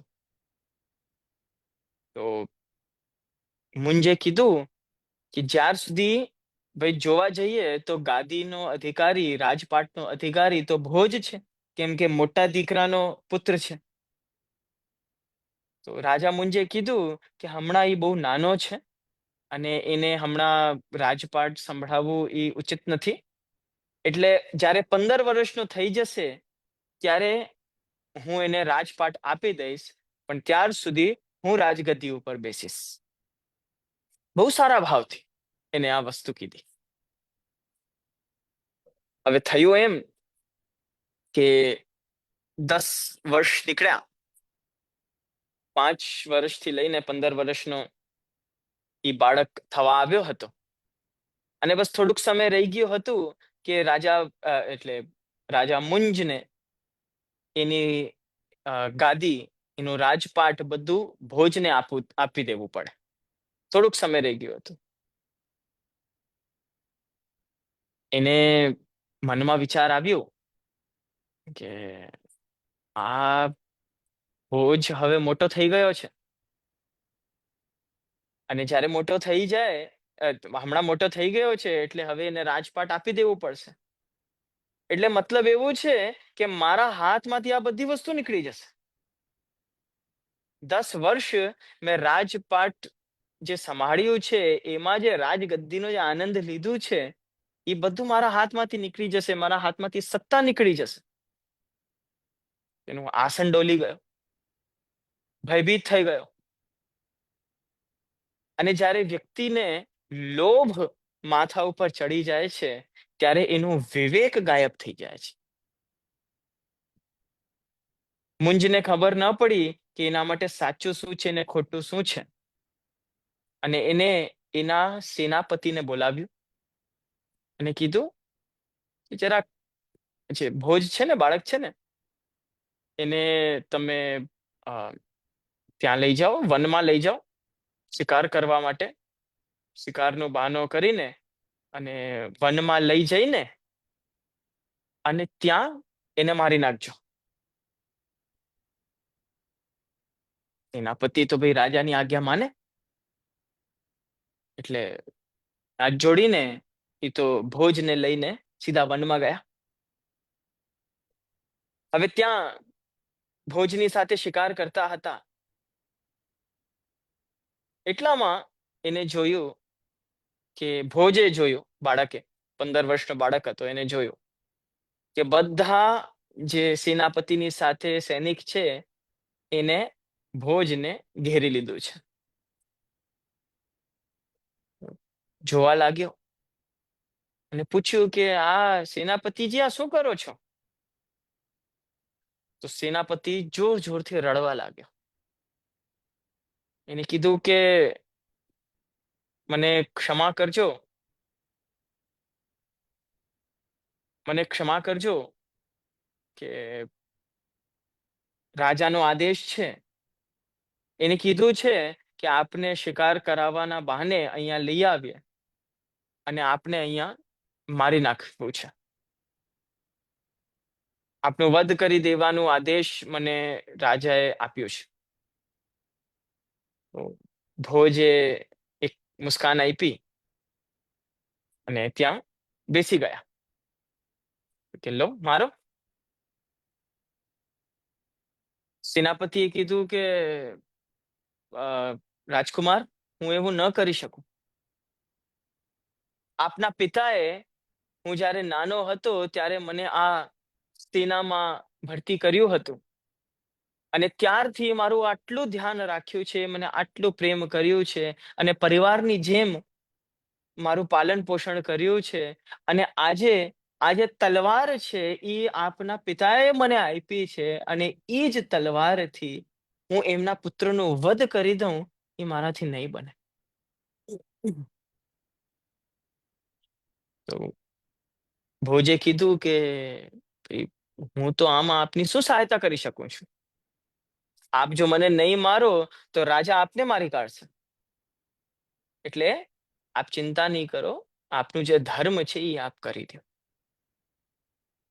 તો સેનાપતિએ કીધું કે ના, મારાથી એવો અધર્મ કાર્ય નહીં થાય.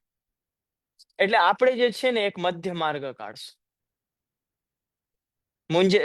આ સેનાપતિએ કીધું કે મધ્ય માર્ગ સૌથી વધારે શ્રેયસ્કર હોય છે. જો વૈષ્ણવ, આ વાત બહુ સાચી છે. જીવનમાં ક્યારે પણ કોઈ સિચ્યુએશનમાં આપણે ફસાણા હોઈએ ને, તો એમાંથી મધ્ય માર્ગ કાઢવું એ જ સૌથી મોટી શિક્ષા છે અને એ જ સૌથી મોટો કાર્ય છે. સર્વનાશે સમુત્પન્ને અર્ધમ ત્યજતિ પંડિત. જ્યારે સર્વનાશ થતો હોય, જ્યારે બધી વસ્તુઓ હાથમાંથી જતી હોય, જ્યારે એવો લાગતો હોય કે હવે હાથમાં કાંઈ નથી આવવાનું, એમાં જે વ્યક્તિ અડધાને તો છોડી દે અને અડધાને લઈ લે, એટલે અડધું પોતાની પાસે રાખીને અડધાને ત્યાગ કરી દે કે ભાઈ આટલું છોડી દીધું, એને જ કહેવાય મૂળમાં પંડિત. ભાઈ કમથી કમ અડધું તો મળ્યું. જ્યારે સર્વનાશ થવાનું હતું, સર્વનાશ સમુત્પન્ન, જ્યારે બધી વસ્તુઓ હાથમાંથી જવાની હતી એમાંથી અડધી તો મળી, એને કહેવાય પંડિત. તો આ જે છે મધ્ય માર્ગ છે. તો જીવનમાં પરિસ્થિતિ કોઈ પણ આવે, આપણા માટે મધ્ય માર્ગ લેવું બહુ જરૂરી છે. તો આ સેનાપતિએ કીધું કે હું મધ્ય માર્ગ આ કાઢું કે આપ રાજકુમાર અહીંયાથી ભાગી જાઓ અને આ જે પશુ આપણે જે માર્યો છે એનો લોહી હું તલવાર ઉપર લગાડી દઉં અને રાજાને હું કહી દઉં કે મેં મારી કાઢ્યો છે અને આપ અહીંયાથી દૂર ભાગી જાઓ અને ક્યાંક અહીંયા રાજ્યમાં ક્યારે દેખાતા નહીં, જાઓ. તો ભોજ ત્યાંથી ઊભા થયા અને એમને એવું કીધું કે જ્યારે તમે રાજાની પાસે પાછા જાઓ અને જ્યારે એવી પરિસ્થિતિ આવે કે તમને રાજાને કેવું હોય કે ભાઈ શું થયું, કેવી રીતે થયું, ભોજે શું કીધું, ત્યારે છે ને એક વસ્તુ એમ કેજો રાજાને કે ભોજે મરતા મરતા આપના માટે એક સંદેશ આપ્યો છે, એક શ્લોક લખીને આપ્યો છે પત્ર ઉપર. આ શ્લોક રાજાને તમે આપી દેજો. સેનાપતિ કીધું ઠીક છે. ઈ ગયો પાછો રાજ્યમાં. મુંજે કીધું કે શું થયું, થઈ ગયું, મારી દીધું? સેનાપતિ કીધું હા, મારી દીધું. પરંતુ મૃત્યુ પહેલા આ ભોજે આપના માટે એક સંદેશ આપ્યો છે, એક શ્લોક આપ્યો છે, અને ઈ શ્લોક આપને વાંચવા માટે એને કીધું છે. તો જેમ મુંજ એ ઈ શ્લોકને જોયું, એને ઝટકો લાગ્યો. અને ઈ શ્લોક હતું, માન ધાતા ચ મહિપતિ કૃત યુગાલંકાર ભૂતો ગતઃ સેતુર્યેન મહોદધૌ વિરચિતઃ ક્વાસૌ દશાસ્યાંતકઃ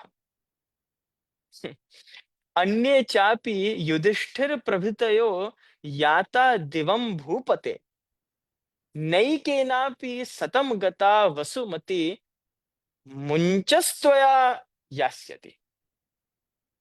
મુંજસ્ત્વયા યાસ્યતિ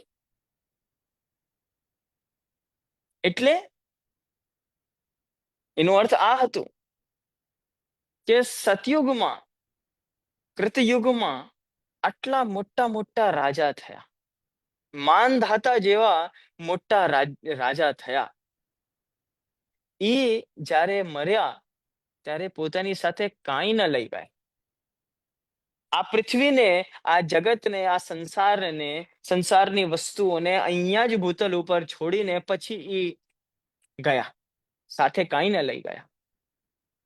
ભગવાન રામ જ્યારે આ ભૂતલ ઉપર એમને આટલા મોટા મોટા કાર્યો કર્યા, જ્યારે એ પધાર્યા ત્યારે સાથે શું લઈ ગયા? ત્યારે સાથે કાંઈ ન લઈ ગયા. યુધિષ્ઠિર જેવા મોટા રાજા, ધર્મનિષ્ઠ રાજા, એ જ્યારે સ્વર્ગમાં ગયા ત્યારે પોતાની સાથે કાંઈ ધન સંપત્તિ ન લઈ ગયા, પરંતુ મુંજ, આ મને નિશ્ચિત છે કે તું તો જરૂર લઈ જશે.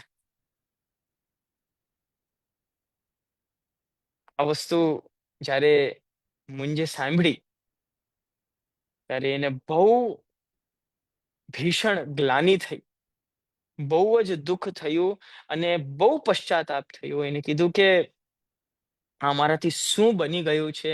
આટલી મોટી ભૂલ મેં કેવી રીતે કરી દીધી છે? હવે મને જીવવાનો કોઈ અધિકાર નથી. આ ભૂતલ ઉપર મને શ્વાસ લેવાનો પણ અધિકાર નથી. હું તો આત્મહત્યા કરવા જ ચાહું છું. મને આ રાજપાટ નથી જોતું. આ રાજપાટના લોભના કારણે આજે મેં મારા ભત્રીજાને મારી કાઢ્યો છે. અને આટલો નાનો બાળક, 15 વર્ષના બાળકને મેં મારી કાઢ્યો છે મારા લોભના કારણે. મને જીવવાનો કોઈ અધિકાર નથી. અને જ્યારે ઊભો થઈને એ આત્મહત્યા કરવા જ જતો હતો ત્યારે સેનાપતિ એને રોકી દીધું. કીધું કે રાજન, ભોજ મર્યો નથી. હે? મર્યો નથી એટલે જીવિત છે? તમે નથી માર્યો? સેનાપતિએ કે ના, મેં ભોજને નથી માર્યો.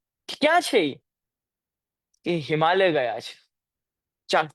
ચાલીએ આપણે કરીને ત્યાં રાજા મુંજ ભોજને ગોતતા ગોતતા એમની પાસે પહોંચ્યા અને જઈને તરત ભોજના ચરણારવિંદમાં પડી ગયા, ચરણમાં પડી ગયા અને ત્યાં એમને રડી રડીને ભોજથી ક્ષમા માંગી અને એમને કીધું કે આપ જ આ રાજ્યના અધિકારી છો અને આપ જ આટલા જ્ઞાની છો અને આપ હવે તૈયાર થઈ ગયા છો કે રાજ્યને સંભાળી શકો છો. આ મારા લોભના કારણે મેં આટલી મોટી ભૂલ કરી, મને ક્ષમા કરજો.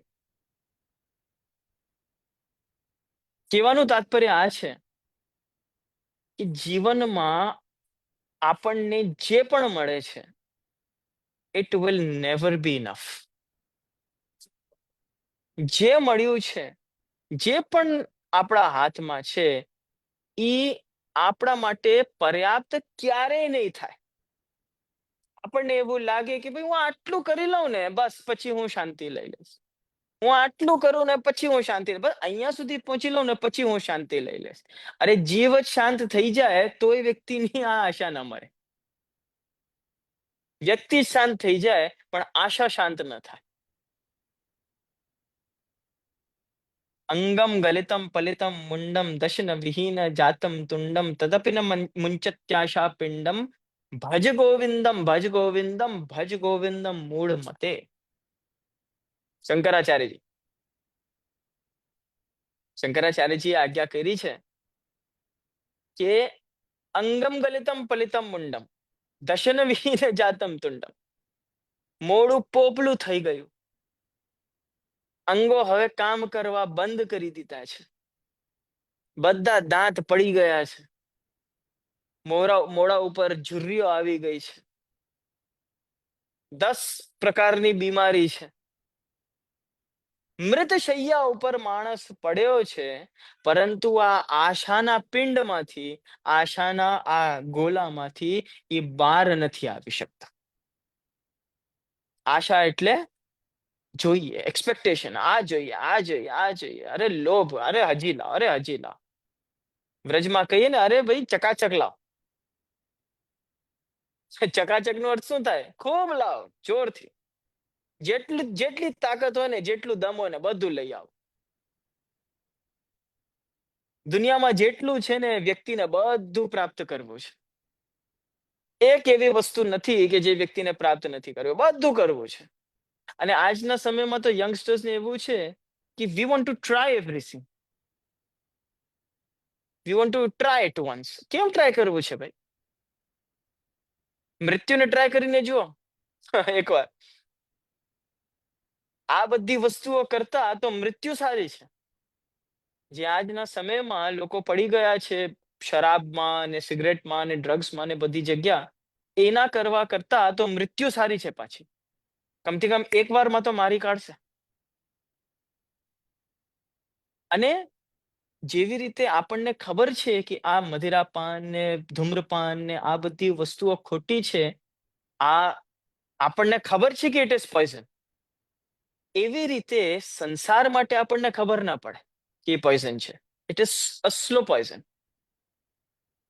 એ આપણને બહુ આમ હેપી ને બહુ જ ગ્લિટરી ને ગ્લિટરાટી વાળું બધું લાગતું હોય, અને બહુ જ આમ આકર્ષક બધું લાગતું હોય, પરંતુ it is killing us slowly and slowly and slowly. આપણને રિયલાઇઝ ના થાય, આપણને ખ્યાલ ના આવે. આપણને ખ્યાલ ત્યારે જ આવે, આપણને સમજ ત્યારે જ પડે જ્યારે ઈ ઓલરેડી આપણું ભક્ષણ કરી લીધું હોય. એવું શ્રી મહાપ્રભુજીએ શિક્ષા શ્લોકીમાં આજ્ઞા કરી છે ને કે યદા બહિર્મુખા યુયમ ભવિષ્યત કથંચન તદા કાલ પ્રવાહસ્તા દેહ ચિત્તા ધયોપ્યુત સર્વથા ભક્ષયિષ્યન્તિ યુષ્માન.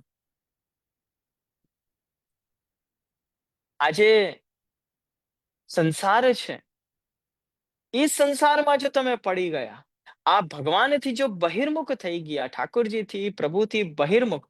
બહિર્મુખ એટલે સંસ્કૃતમાં બહિ નો અર્થ થાય બાર.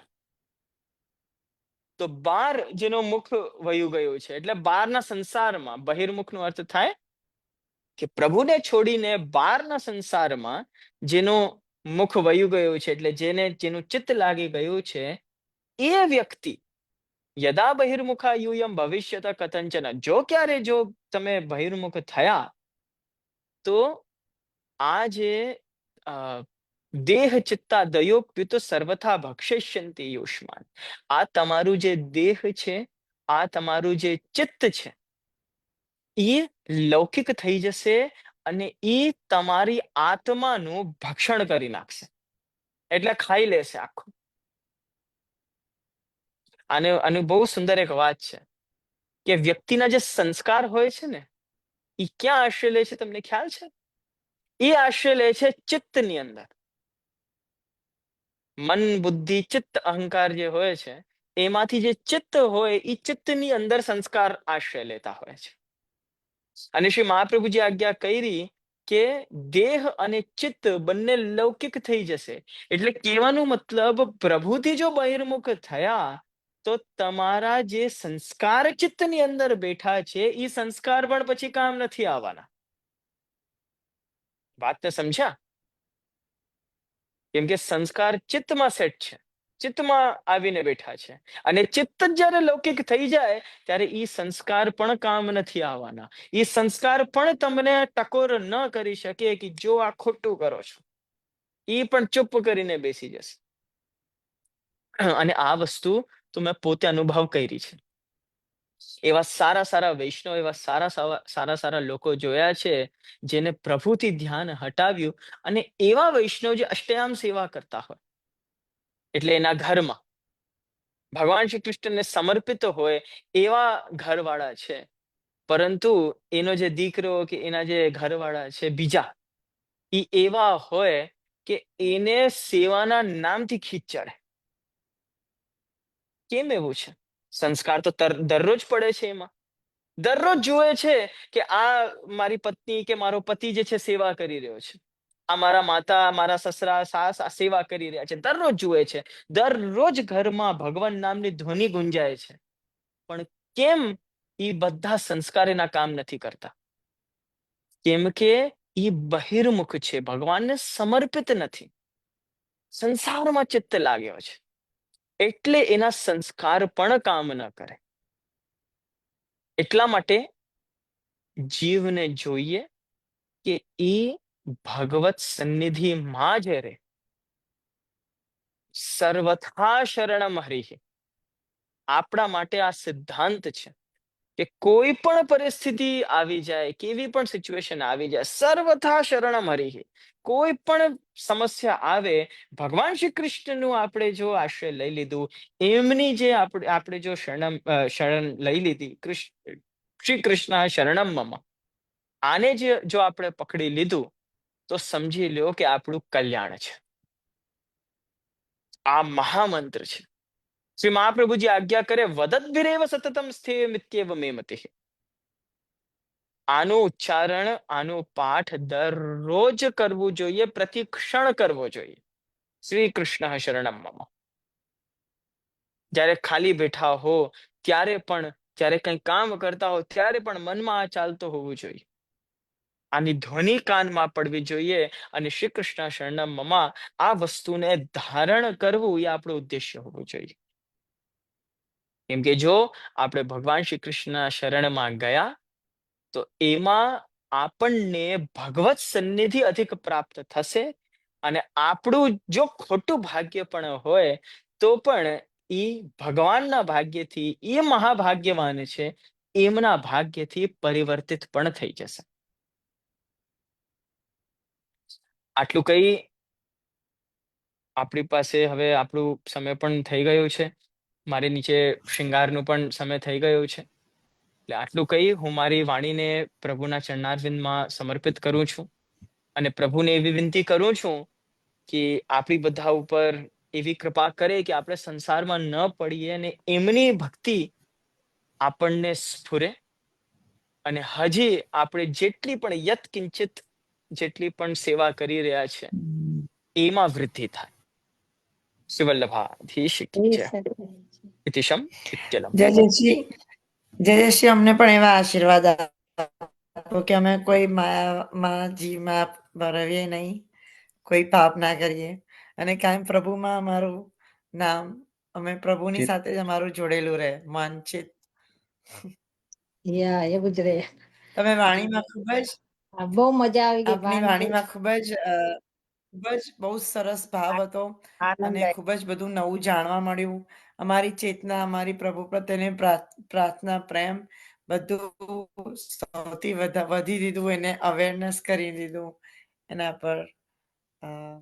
So thank you so much. જય જય શ્રી, I દંડવત think પ્રણામ. કલ્પેશ અંકલ બધા વૈષ્ણવ તરફથી દંડવત પ્રણામ છે. તમારે અમારી સાથે વારંવાર આવી રીતે જોડાઈ જવાનું, તો અમને સત્સંગમાં પણ ખૂબ જ નવું જાણવા મળે. અને અમારા માટે, આજના કલયુગમાં રહેનારા લોકો માટે તો ખૂબ જ જરૂર છે સત્સંગનું. Thank you so much. દંડવત પ્રણામ જય જય શ્રી. કોટી કોટી દંડવત પ્રણામ. આપણે આશીર્વાદ લઈશું. જય જય શ્રી દંડવત પ્રણામ જય જય. સેવામાં પધારવાનું છે, તો આપણે આશીર્વાદ લઈશું. જય શ્રી પધારી ગયા ભાઈ. ચક્ષુષા. હોય એને શિંગાર કરવો તો ને. જયશ્રી છે હજી હું અહીંયા હજી છે. હું છું પણ આપણે હવે હું આશીર્વાદ પ્રસ્થાન પછી. કરું. હા. હું હવે પ્રસ્થાન કરું. મારે શૃંગારનો સમય થઈ ગયો છે. હા, એટલે હા, આપણે તો જલ્દી ફરીથી કનેક્ટ કરશું. આપણે જરૂર મળશું આપણે. જય શ્રી દંડવત પ્રણામ. ચલો ઠાકોરજીને પણ દંડવત વલ્લભા, પ્રણામ. Thank you, જયશ્રી દંડવત પ્રણામ. વલ્લભા, દંડવત પ્રણામ જીજી. આશીર્વાદ. વલ્લભાધીશ કી કી પ્રભુ મળે કે જય. ન મળે અમને તો હિલક બાવા શ્રી અમારા પર કૃપા કરે એવી અમારા પર બહુ મોટી ઈચ્છા છે કે આપ અમને મળો એટલે અમને પ્રભુ મળી જશે. ભલે ભલે. હા. લક્ષી આશીર્વાદ લઈશું. હા ખૂબ લઈ ખૂબ આશીર્વાદ. ખૂબ ખૂબ જય આશીર્વાદ. શ્રી કૃષ્ણ. શ્રી કૃષ્ણ. શ્રી વલ્લભ પ્રભુ કરુણા સાગર જગત ઉજાગર ગાય. શ્રી વલ્લભ પ્રભુ કરુણા સાગર જગત ઉજાગર ગાય. શ્રી વલ્લભ કે चरण कमल की बलि बलि जाइए जगत उजागर गाइए. वल्लभी सृष्टि समाज संग मिला जीवन को फल पाए. श्री वल्लभ गुण गाए याहि तेरसिक कहाइए जगत उजागर गाइए. श्री वल्लभ प्रभु करुणा सागर जगत उजागर गाइए. श्री कृष्ण कन्हैया लाल की जय. गोवर्धननाथ की जय. जय શ્યામ શ્રી સુંદર કૃષ્ણ. શ્યામ ને મહારાણી કી જય. શ્રી વલ્લભાધીશ કી જય. ગુસાઈજી પરમ દયાલ કી જય. બધા વૈષ્ણવને જય શ્રી કૃષ્ણ. જય જય શ્રી શ્રી કૃષ્ણ. કૃષ્ણ. સર્વે વૈષ્ણવને જય શ્રી કૃષ્ણ. જય શ્રી કૃષ્ણ. મજા આવશે. સરસ સરસ સત્સંગ. જય શ્રી સર્વેને કૃષ્ણ. જય શ્રી બસ આપણે કૃષ્ણ. બધા આવી રીતે સત્સંગ કરતા રહીએ. આપણે 2 કલાક બધા જ મટીરિયલિસ્ટિક લાઈફથી આપણે દૂર થઈને સત્સંગ કર્યો. ખૂબ જ આનંદ આવ્યો. સરસ જય હતું. શ્રી કૃષ્ણ. Thank you. સેજલ સેજલ આપણે આવતા વખતે આપણે બીજા બાવળશ્રીને આમંત્રિત કરીએ આપણે હા અને એ પ્રમાણે એમને વાત કરું ને પછી તમે જણાવો. શ્યોર, આપણે ડિસ્કસ કરીએ ઓફલાઈન. ઓકે જય શ્રી ચાલો જય કૃષ્ણ. શ્રી કૃષ્ણ. હા. જય શ્રી કૃષ્ણ. જય શ્રી કૃષ્ણ. જય શ્રી કૃષ્ણ. સર્વ વૈષ્ણવને જય શ્રી કૃષ્ણ. જય શ્રી કૃષ્ણ. જય શ્રી કૃષ્ણ.